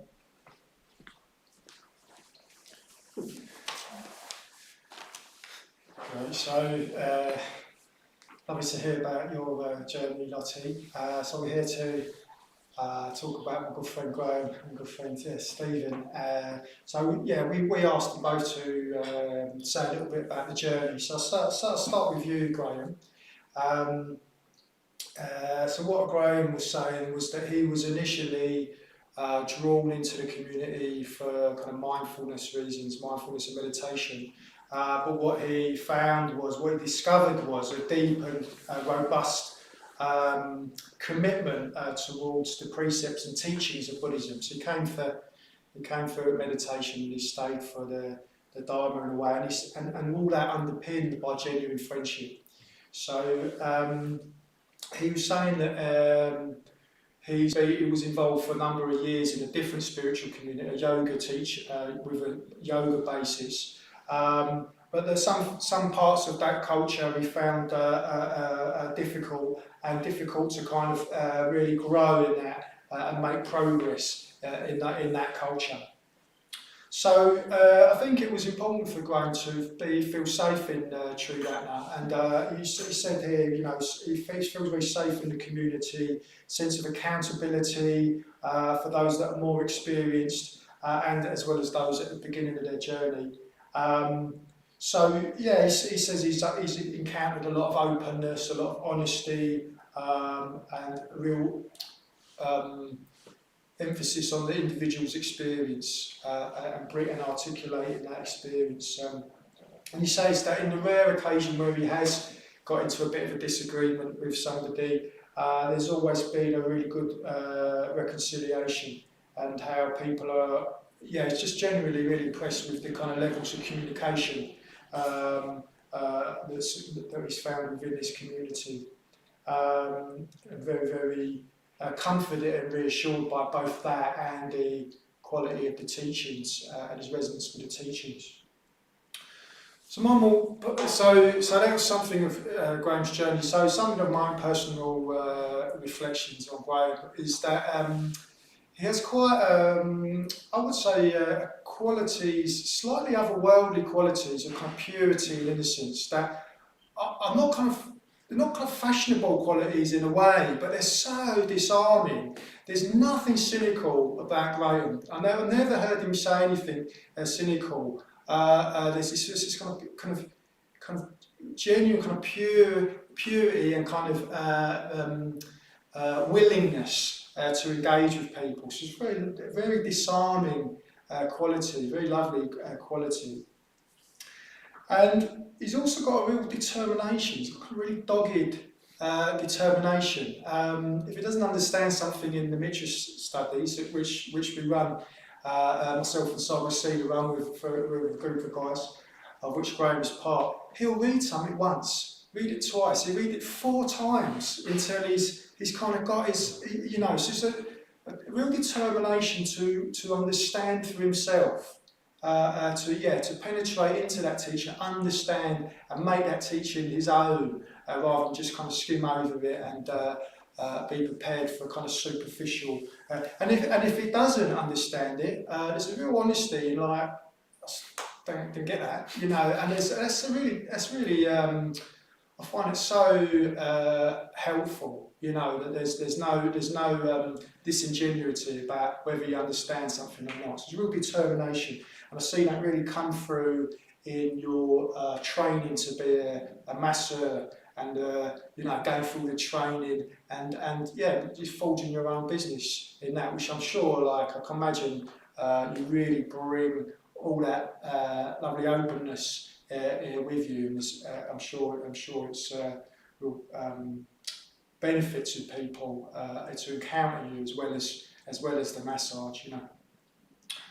And also that honesty kind of also translates into your own shortcomings. I think you're I just think you're very honest about yourself, and kind of you don't put a veneer on yourself, and I find that also very, very engaging. So all in all, what it feels like underpins all of that for me is like a genuine faith and receptivity to something more. There's something more in life, and kind of willingness to open up to that. Receptivity to the Buddha, receptivity to the Dharma, the Sangha. A kind of faith. Faith translated into confidence or trust. There's a kind of you just kind of know it's true, you know, in a sense. You don't need to be convinced. You have a kind of real innate sense of the truth of what you've been told, albeit you want to really work it out for yourself. But there's something very receptive, very, very open, very heart opening, something very, very heart opening. So sometimes you talk in our Mitra study group, and it's just like, this Graham just said something. She's like, that's fine, you know, like everything's fine, you know. So I'm just absolutely delighted. It's taken a little while to get you into become Mitra, not through your willingness has been there, but we've just had to keep delaying you because of the lockdown and the festivals not being approached. So you've took that in really good grace and really good spirit. And it's a delight that we are here now. We've made it, brother, and that you're going to become Mitra today. So so that's grown. And here's Stephen. So Stephen, is also asked to write a bit about his journey. So really, really funny. Serious but funny thing, had me laughing when I got it. I won't be able to do it probably justice, little jokes in it, but basically he touched into meditation really 10 or 11 years ago at school, a very stuffy Catholic school, he says, but where the progressive chaplain did what he realises now in hindsight was a bit of meditation with them. And he says then Buddhism peeked into his life a bit later on, about 4 years after that, in this kind of guise of the mindfulness movement. And particularly during exam stress, he kind of turned into that. He saw an article in The Guardian about mindfulness, and he downloaded the app, and he got into it the 3 10-day trial, and really got something out of that. And he kind of dabbled in and out of that for a few months, he says, but he didn't kind of quite seem to have the sticking power. So he did go back in and out for the next few years into kind of guided meditations and so on. As he was saying in his talk there just a short while ago, he said his start of his life, because he's from Ireland, the start of his life in London was quite turbulent. Pressures of moving, starting a new job, moving from student life to working life. So he started to really kind of turn into that mindfulness as something to manage his stress with. And he says eventually found his way to a Triratna centre for a meditation class. Again, he was reading an article and he said that he went along to the London Buddhist Centre because it sounded the most legit of the centres. And he went along a couple of times. But it was quite a long way from Tooting, where Stephen was living at the time, and he didn't feel like a 45-minute commute was too high a price to pay for peace of mind. So eventually got himself down to the Brixton Centre in January 2019 to brief for the course with Viranaga. He said it was me, Mitra. It was you, Mitra, he says, with exclamation mark, that was leading the class at the time, and he was glad to hear that I wasn't an old esoteric guru type of character, and that I was seemed to be quite ready. He seemed to got to know me since. That's my. No, he said he was glad to see the kind of regularity of the teachers here. Did the course with Viranaga, stars aligned, found the course very useful, and then came onto the study group, which has been a mainstay of our study group since then. And he said it's been a real journey getting to know all the guys in the group, deepening his understanding and relationship with Buddhism, and even cooking on one of the Brixton retreats. Yeah, I remember that one, yes, well. So yeah, my own personal reflections of Stephen. I feel with Stephen there's a genuine courage. I feel like he's a very courageous guy. And along with that courage, so his whole move to London and starting again in a way, I mean, I know what that's like. In fact, I did the reverse, going to Dublin for now. But I know what it's like. It does take courage to start again, make that transition at the same time between student life and working life. And I think also courage to step into a Buddhist centre. There's some cultural, maybe things about Catholicism that doesn't seem to. That hasn't been too much of an issue, but some of that stuff might have prevented the lesser man from actually just following his intuition and stepping into what's quite an unusual space, isn't it? Buddhist centre. So I think there's this courage, and there's also determination to be his own man. There's real determination to be his own man, Stephen, and that means that he wants to work things out for himself.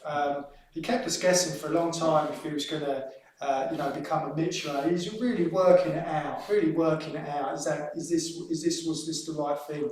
So, but he's done that and he's worked through any of the resistances and just feels very clean now. Feels very clean, but he's had to do that in a way that felt authentic to him. I think that's very important to him, a sense of authenticity and working through those resistances. Everyone who knows him in our study group, or anyone who knows him in the sangha, knows he's a very, very intelligent man, very, very intelligent man, very kind of incisive mind, very like there's a figure in the Buddhist lexicon of Manjagosha who kind of cuts through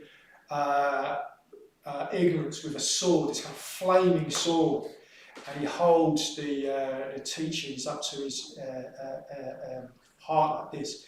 And Stephen's quite like that in our study group. He won't say anything, right the way through, and then suddenly just there's this incisive kind of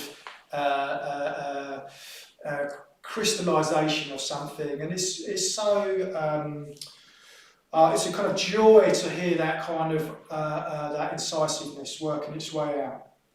I feel what's happened in recent times is with you, Stephen, is that you become more. There's been like an emotional engagement that's come alongside that incisiveness. So it's not a cognitive.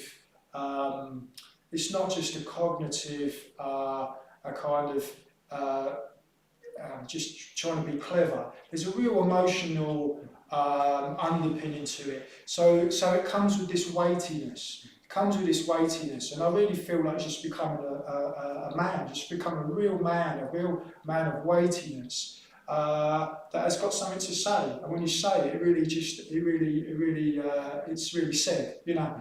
So I really rejoice in this movement from maybe the emotions down here, a bit pressed down in the depths, and the intelligent here. This kind of integration of intelligence, incisiveness with an emotional underpinning. So very, very weighty, very, very nice to be around.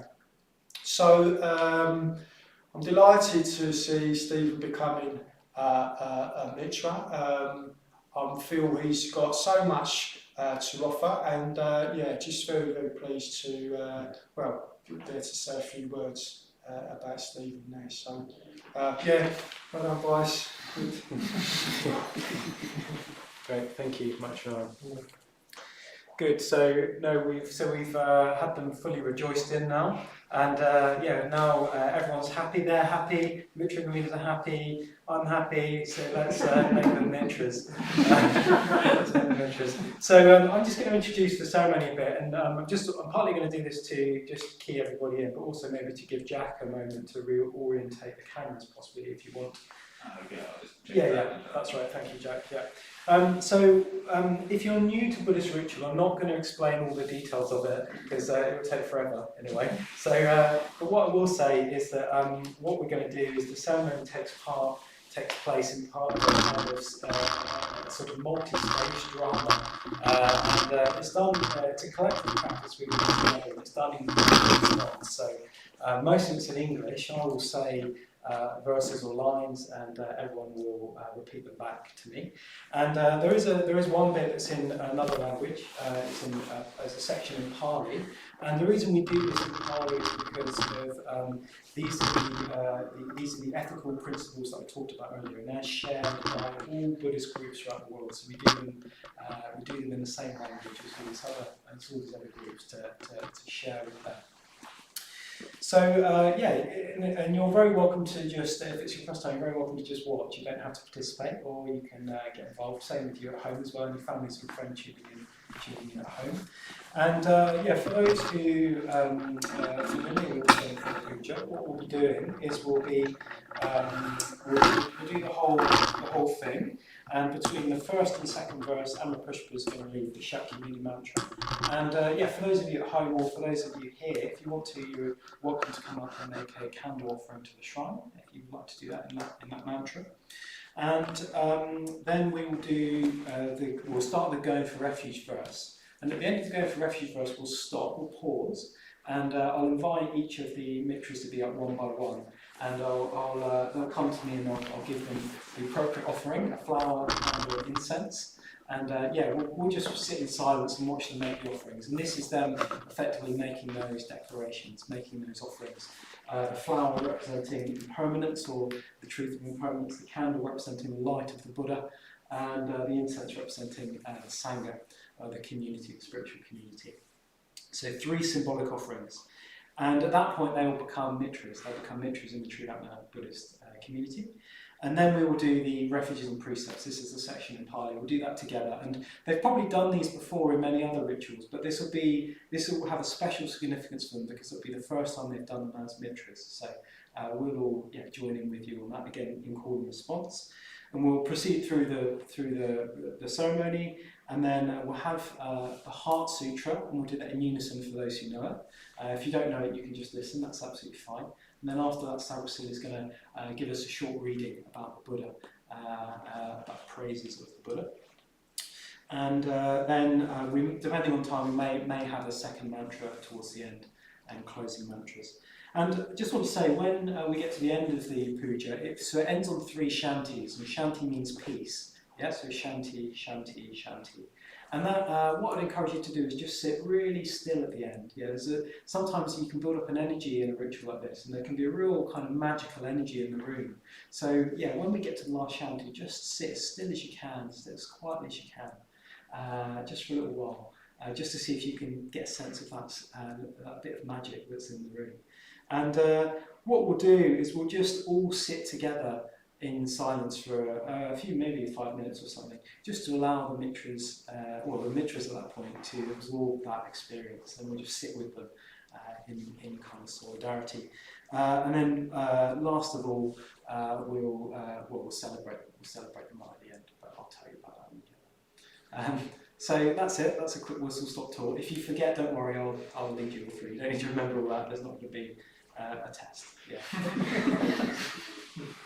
So let's get yourself ready. Get yourself settled.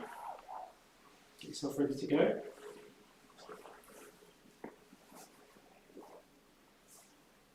You got everything you need, Jack? Yeah. Great.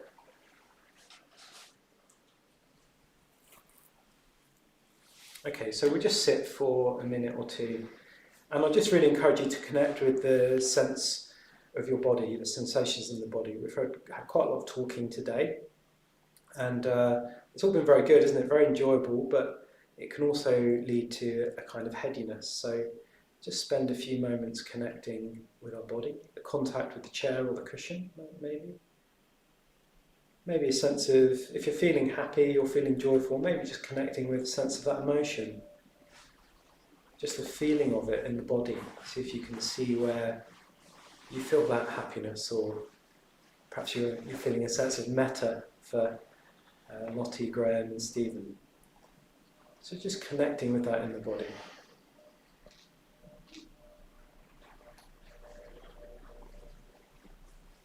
Taking a deeper breath or two, perhaps.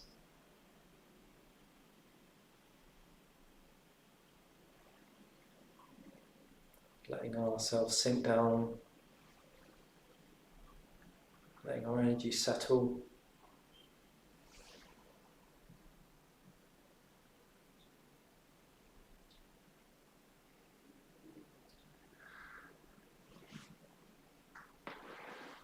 And whether you're participating in the ritual or just watching, what we can do is we can just wish these 3 individuals well.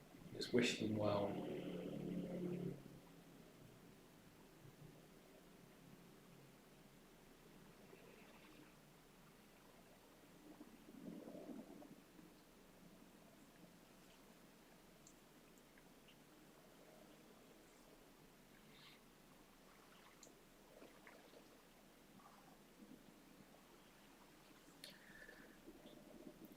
Buddha Day Puja with Mitra Ceremonies. Firstly, worship. With Mandarva, blue lotus and jasmine. With Mandarva, blue lotus and jasmine. With all flowers pleasing and fragrant. With all flowers pleasing and fragrant. And with garlands skillfully woven. And with garlands skillfully woven. I pay honour to the princes of the sages. I pay honour to the princes of the sages. So worthy of veneration. So worthy of veneration. I envelop them in clouds of incense. I envelop them in clouds of incense. Sweet and penetrating. Sweet and penetrating. I make them offerings of food hard and soft. I make them offerings of food hard and soft. And pleasing kinds of liquids to drink. And pleasing kinds of liquids to drink. I offer them lamps encrusted with jewels. I offer them lamps encrusted with jewels. Festooned with golden lotus. Festooned with golden lotus. On the paving sprinkled with perfume. On the paving sprinkled with perfume. I scatter handfuls of beautiful flowers. I scatter handfuls of beautiful flowers.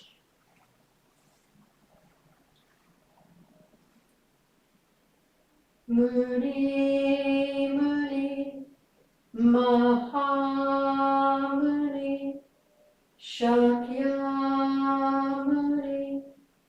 Sadhu, Muni, Muni, Mahamuni, Shakyamuni, Sadhu, Muni, Muni, Mahamuni, Shakyamuni, Sadhu, Muni, Muni, Mahamuni, Shakyamuni, Sadhu, Muni, Muni, Mahamuni, Shakyamuni, Sadhu, Muni, Muni, Mahamuni, Shakyamuni, Sadhu, Muni, Muni, Mahamuni, Shakyamuni, Sadhu, Muni, Muni, Mahamuni, Shakyamuni,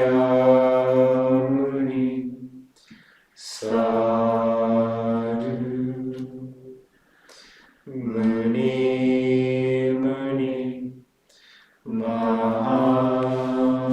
Mahamuni, Shakyamuni, Sadhu, Muni, Muni, Mahamuni, Shakyamuni, Sadhu, Muni, Muni, Mahamuni, Shakyamuni, Sadhu, Muni, Muni, Mahamuni, Shakyamuni, Sadhu, Muni, Muni, Mahamuni, Shakyamuni, Sadhu, Muni, Muni,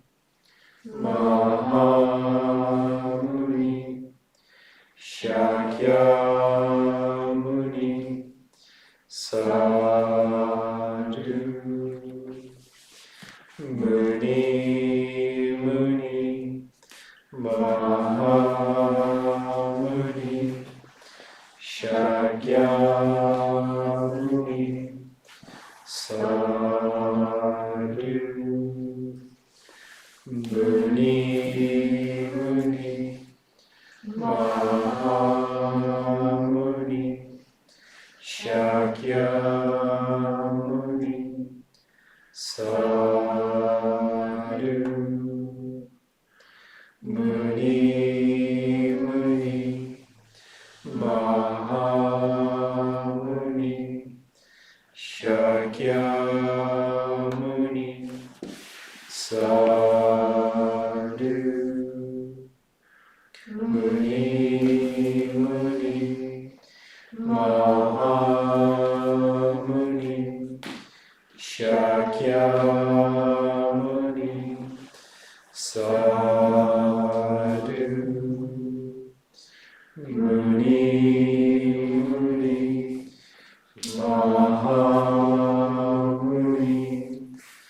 Shakyamuni,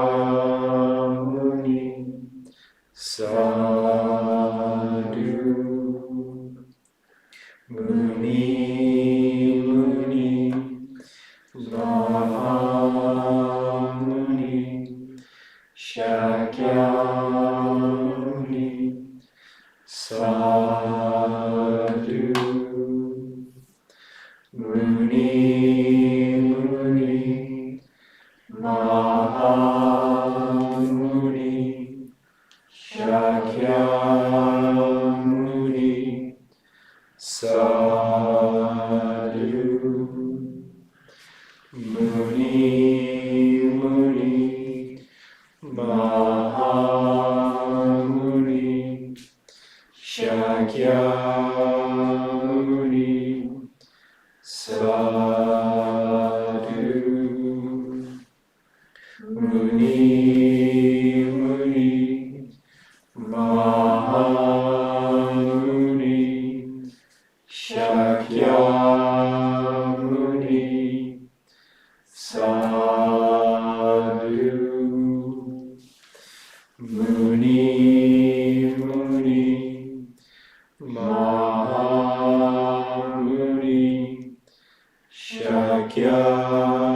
Shakyamuni, Sadhu. Muni, Muni, Mahamuni, Shakyamuni, Sadhu.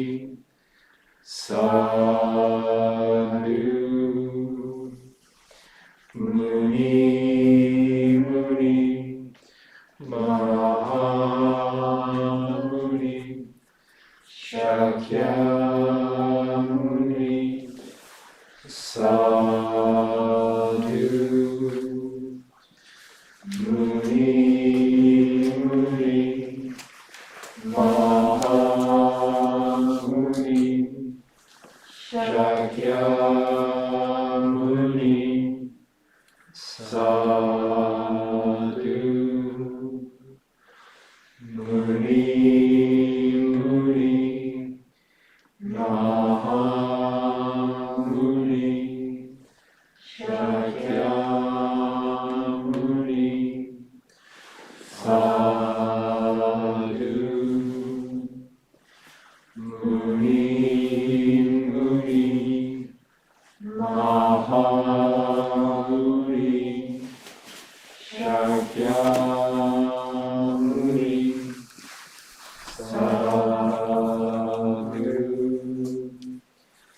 Muni, Muni, Mahamuni, Shakyamuni, Sadhu.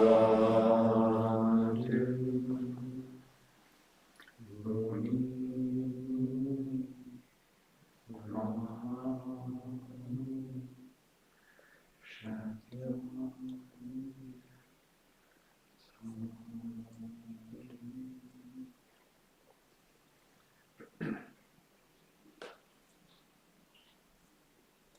Salutation. As many atoms as there are, as many atoms as there are, in the 1,000 million worlds, in the 1,000 million worlds, so many times I make reverent salutation so many times I make reverent salutation to all the Buddhas of the 3 eras, to all the Buddhas of the 3 eras, to the Siddharma, to the Siddharma, and to the excellent community. and to the excellent community. I pay homage to all the shrines I pay homage to all the shrines and places in which the Bodhisattvas have been. and places in which the Bodhisattvas have been. I make profound obeisance to the teachers I make profound obeisance to the teachers and those to whom respectful salutation is due. and those to whom respectful salutation is due. Going for refuge.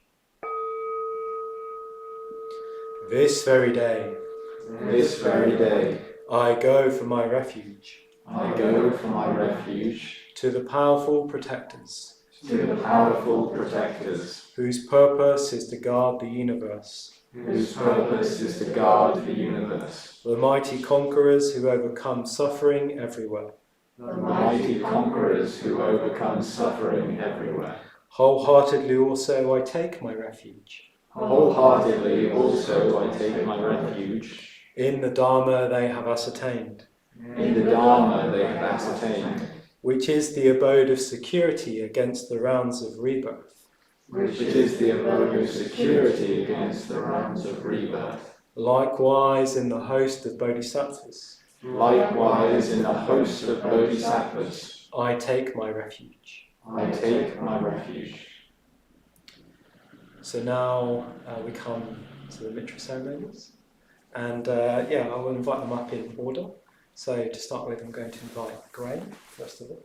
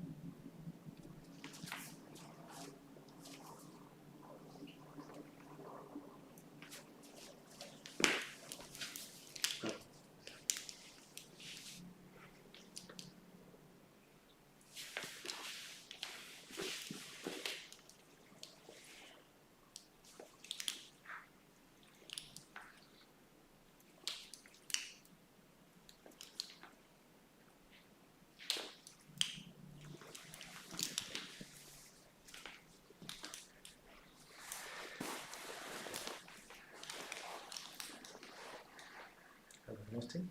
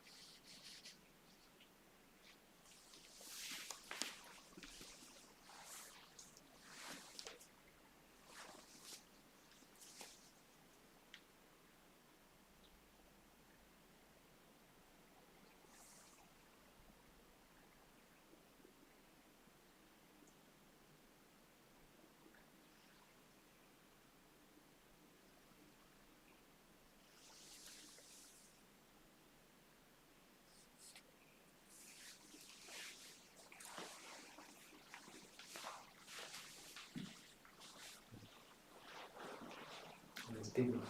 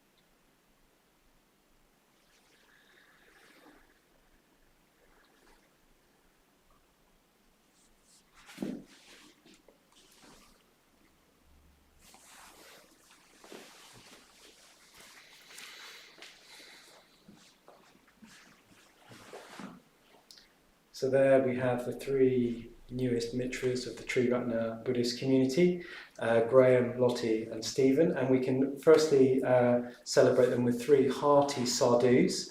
So, sadhu, sadhu, sadhu. And if you have an instrument, you can ring it now.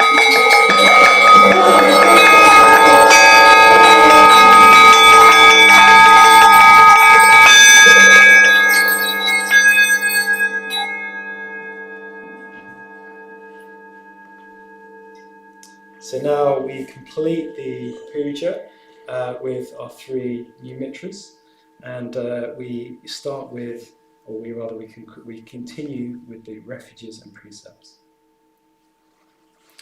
Namo tassa.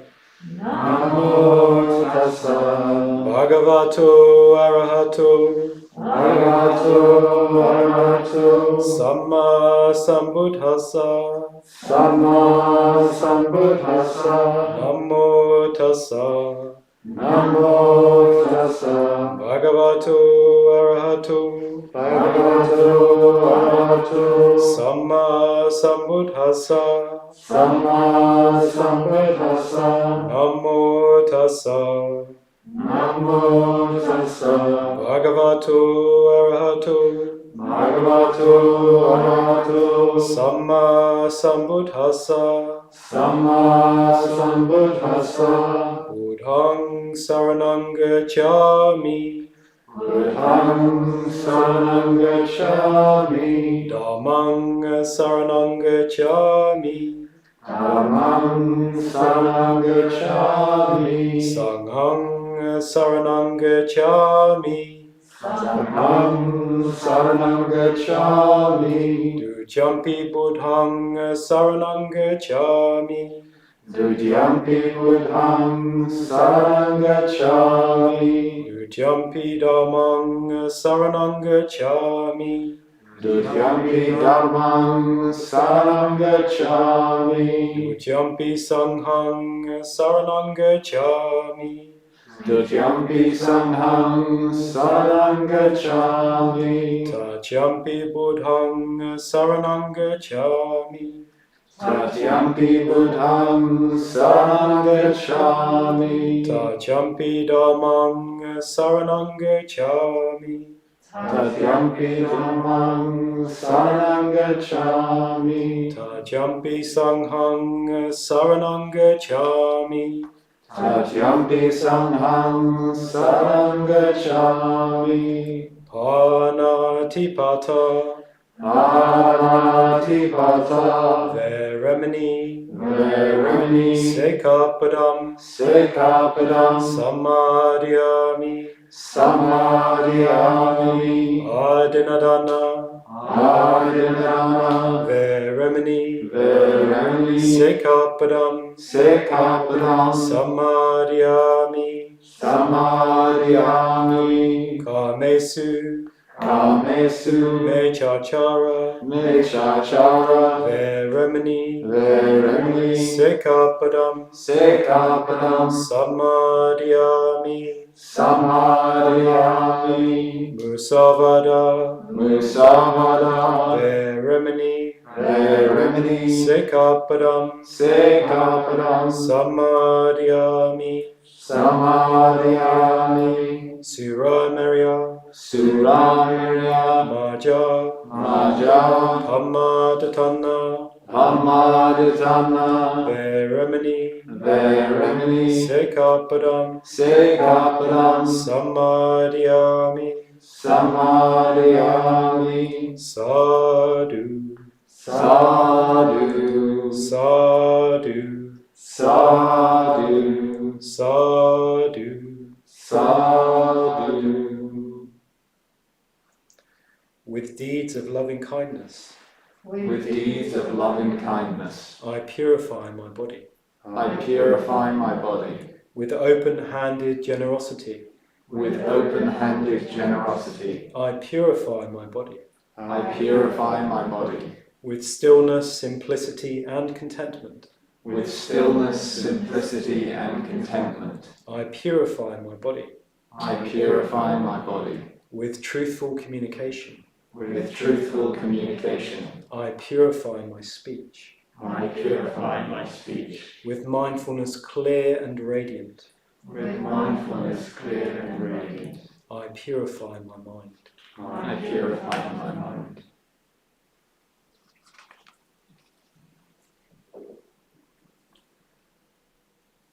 Confession of faults.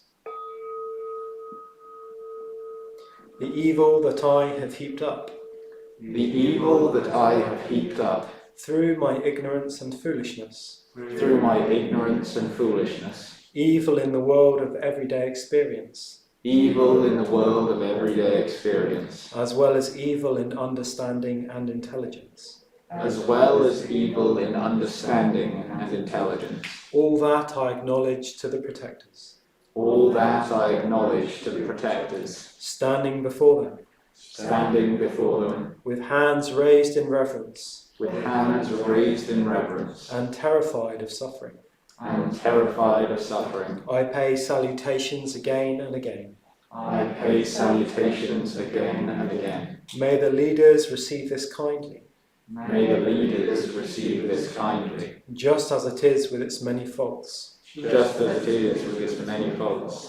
What is not good, O protectors, What is not good, O protectors, I shall not do again. I shall not do again.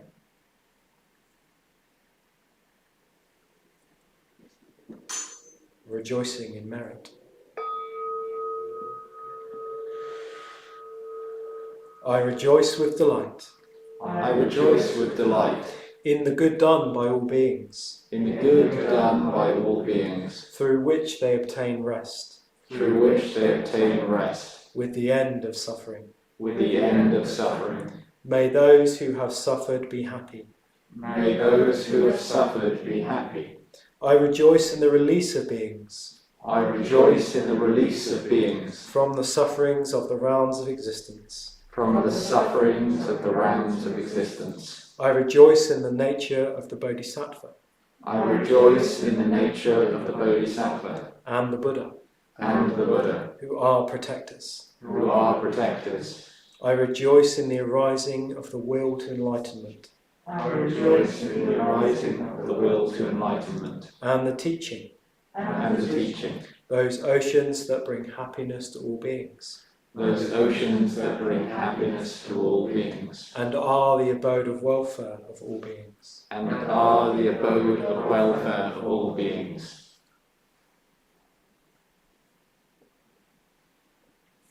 Entreaty and supplication.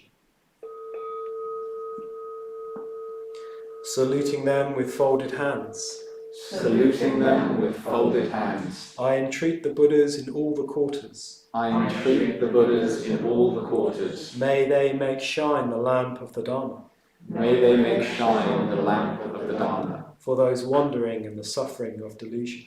for those wandering in the suffering of delusion. With hands folded in reverence, With hands folded in reverence, I implore the conquerors desiring to enter nirvana.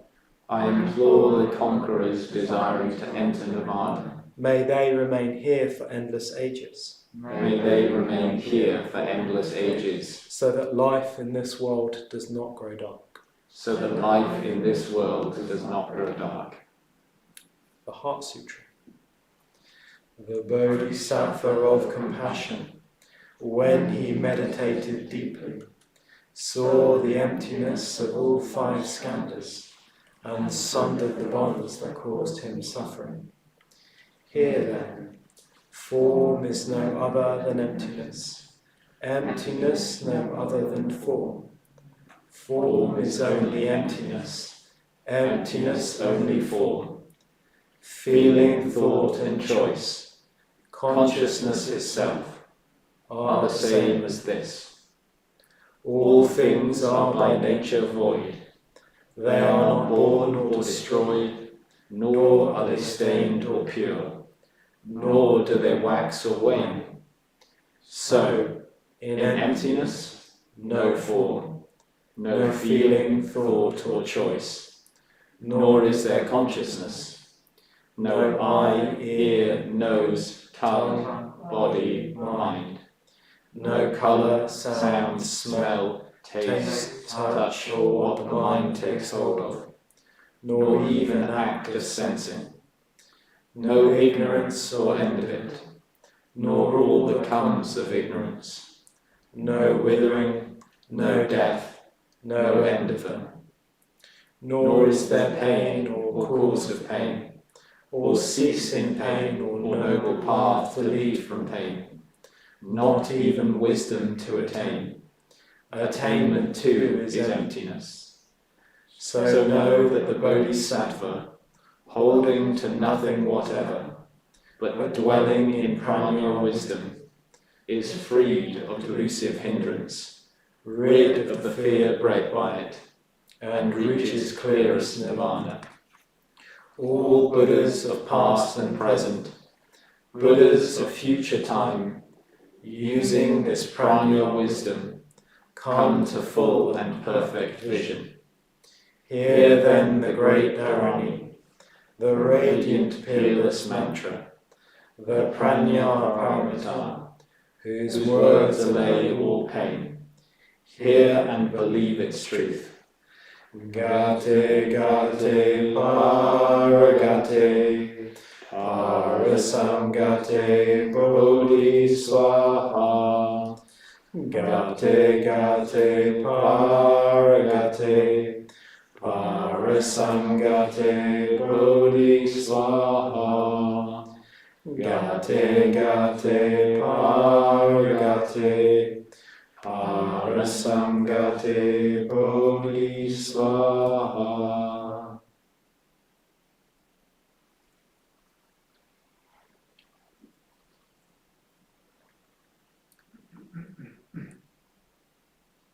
Transference, merit, and self-surrender. Oh, sorry. Sagasila. Pali's praises of the Buddha. Of the wise, whose confusion is gone, whose mental barrenness is split asunder, who has won to victory, who is without ill, of very even mind, of grown moral habit, of lovely wisdom. The all within is stainless, of this Lord, the disciple of mine. Of him who has no doubts, rejoicing, the material things of the world renounced, the joyful sympathy, who is a recluse, a human being in his last body, a man, the peerless, the dustless, of this Lord, the disciple am I.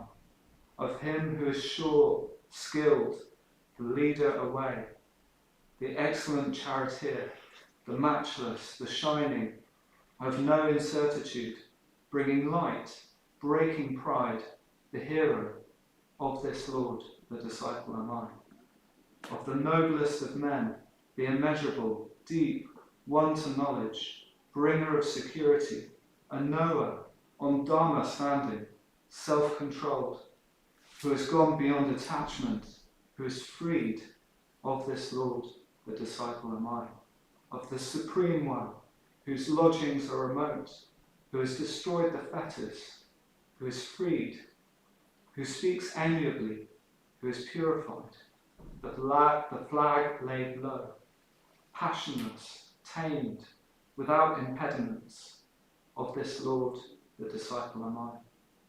Of the seventh seer, trust gone, of threefold wisdom, Brahma attained, washing, skilled in the lines, tranquil, who has discovered knowledge, breaker of the citadel, Saka, of this Lord, the disciple am I. Of the pure one, whose self is developed, who has attained the attainable, the expounder, the one with recollection, whose vision is clear, not bent on passion, without hatred, impassible, attained to mastery, of this Lord, the disciple am I. Of him who has gone to the highest, the meditator, inwardly unobstructed, cleansed, the unattacked, the unaiming, the aloof, the attainer of the highest, the crossover, the helper across, of this Lord, the disciple am I. Of the calmed, the one of extensive wisdom, of great wisdom, without greed, the Tathagata, the well-farer, incomparable person, unequalled, the confident, the accomplished, of this Lord, the disciple am I. The cutter off of craving, the awakened one, obscurity gone, unstained, worthy of offerings, the yucca, the best of persons, beyond measure, great, attained to the height of glory, of this Lord, the disciple am I.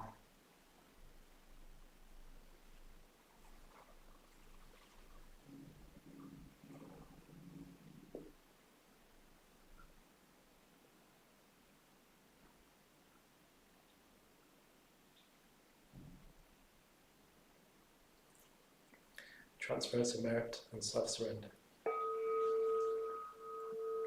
May the merit gained May merit gained in my acting thus in my acting thus go to the alleviation of the suffering of all beings. go to the alleviation of the suffering of all beings. My personality throughout my existences, My personality throughout my existences, my possessions, my possessions, and my merit in all three ways. and my merit in all three ways. I give up without regard to myself, I give up without regard to myself, for the benefit of all beings. for the benefit of all beings. Just as the earth and other elements Just as the earth and other elements are serviceable in many ways are serviceable in many ways to the infinite number of beings to the infinite number of beings inhabiting limitless space, inhabiting limitless space, so may I become so may I become that which maintains all beings, that which maintains all beings, situated throughout space, situated throughout space, so long as all have not attained so long as all have not attained to peace. to peace. Closing mantras. Om Mani Padme Hum. Om Mani Padme Hum. Om Mani Padme Hum. Om Mani Padme Hum. Om Mani Padme Hum. Om Mani Padme Hum. Om Marapajanadi. Om Marapajanadi. Om Marapajanadi. Om Marapajanadi. Om Marapajanadi. Om Marapajanadi. Om Vajrapani Hum. Om Vajrapani Hum. Om Vajrapani Hum. Om Vajrapani Hum. Om Vajrapani Hum. Om Vajrapani Hum. Om Tare Tutare Ture Swaha. Om Tare Tare Ture Swaha. Om Tare Tutare Ture Swaha. Om Tare Tare Ture Swaha. Om Tare Tutare Ture Swaha. Om Tare Tutare Ture Swaha. Om Amideva Hri. Om Amideva Hri. Om Amideva Hri. Om Amideva Hri. Om Amideva Hri. Om Amideva Hri. Om Muni Muni Maha Muni Shakya Muni Swaha. Om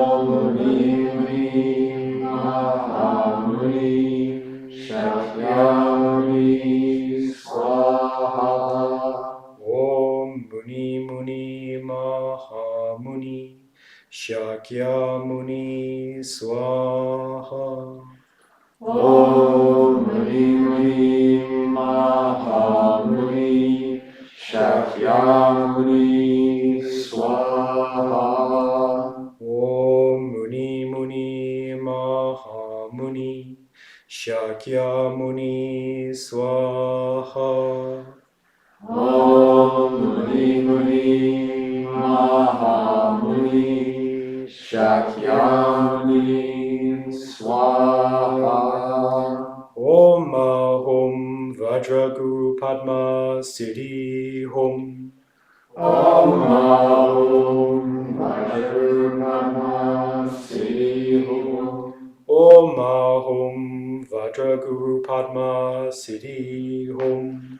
Om Ahum Vajraguru Padma Siddhi Hum. Om Ahum Vajraguru Padma Siddhi Hum. Om Ahum Vajraguru Padma Siddhi Hum. Gate Gate Paragate Parasamgate Bodhi Swaha. Gate Gate Paragate Parasamgate Bodhi Swaha. Gate Gate Paragate Parasamgate Bodhi Swaha. Gate Gate Paragate Parasamgate Bodhi Swaha. Gate Gate Paragate Parasamgate Bodhi Swaha. Gate Gate Paragate Parasamgate Bodhi Swaha. Om Shanti. Om Shanti. Shanti. Shanti. Shanti.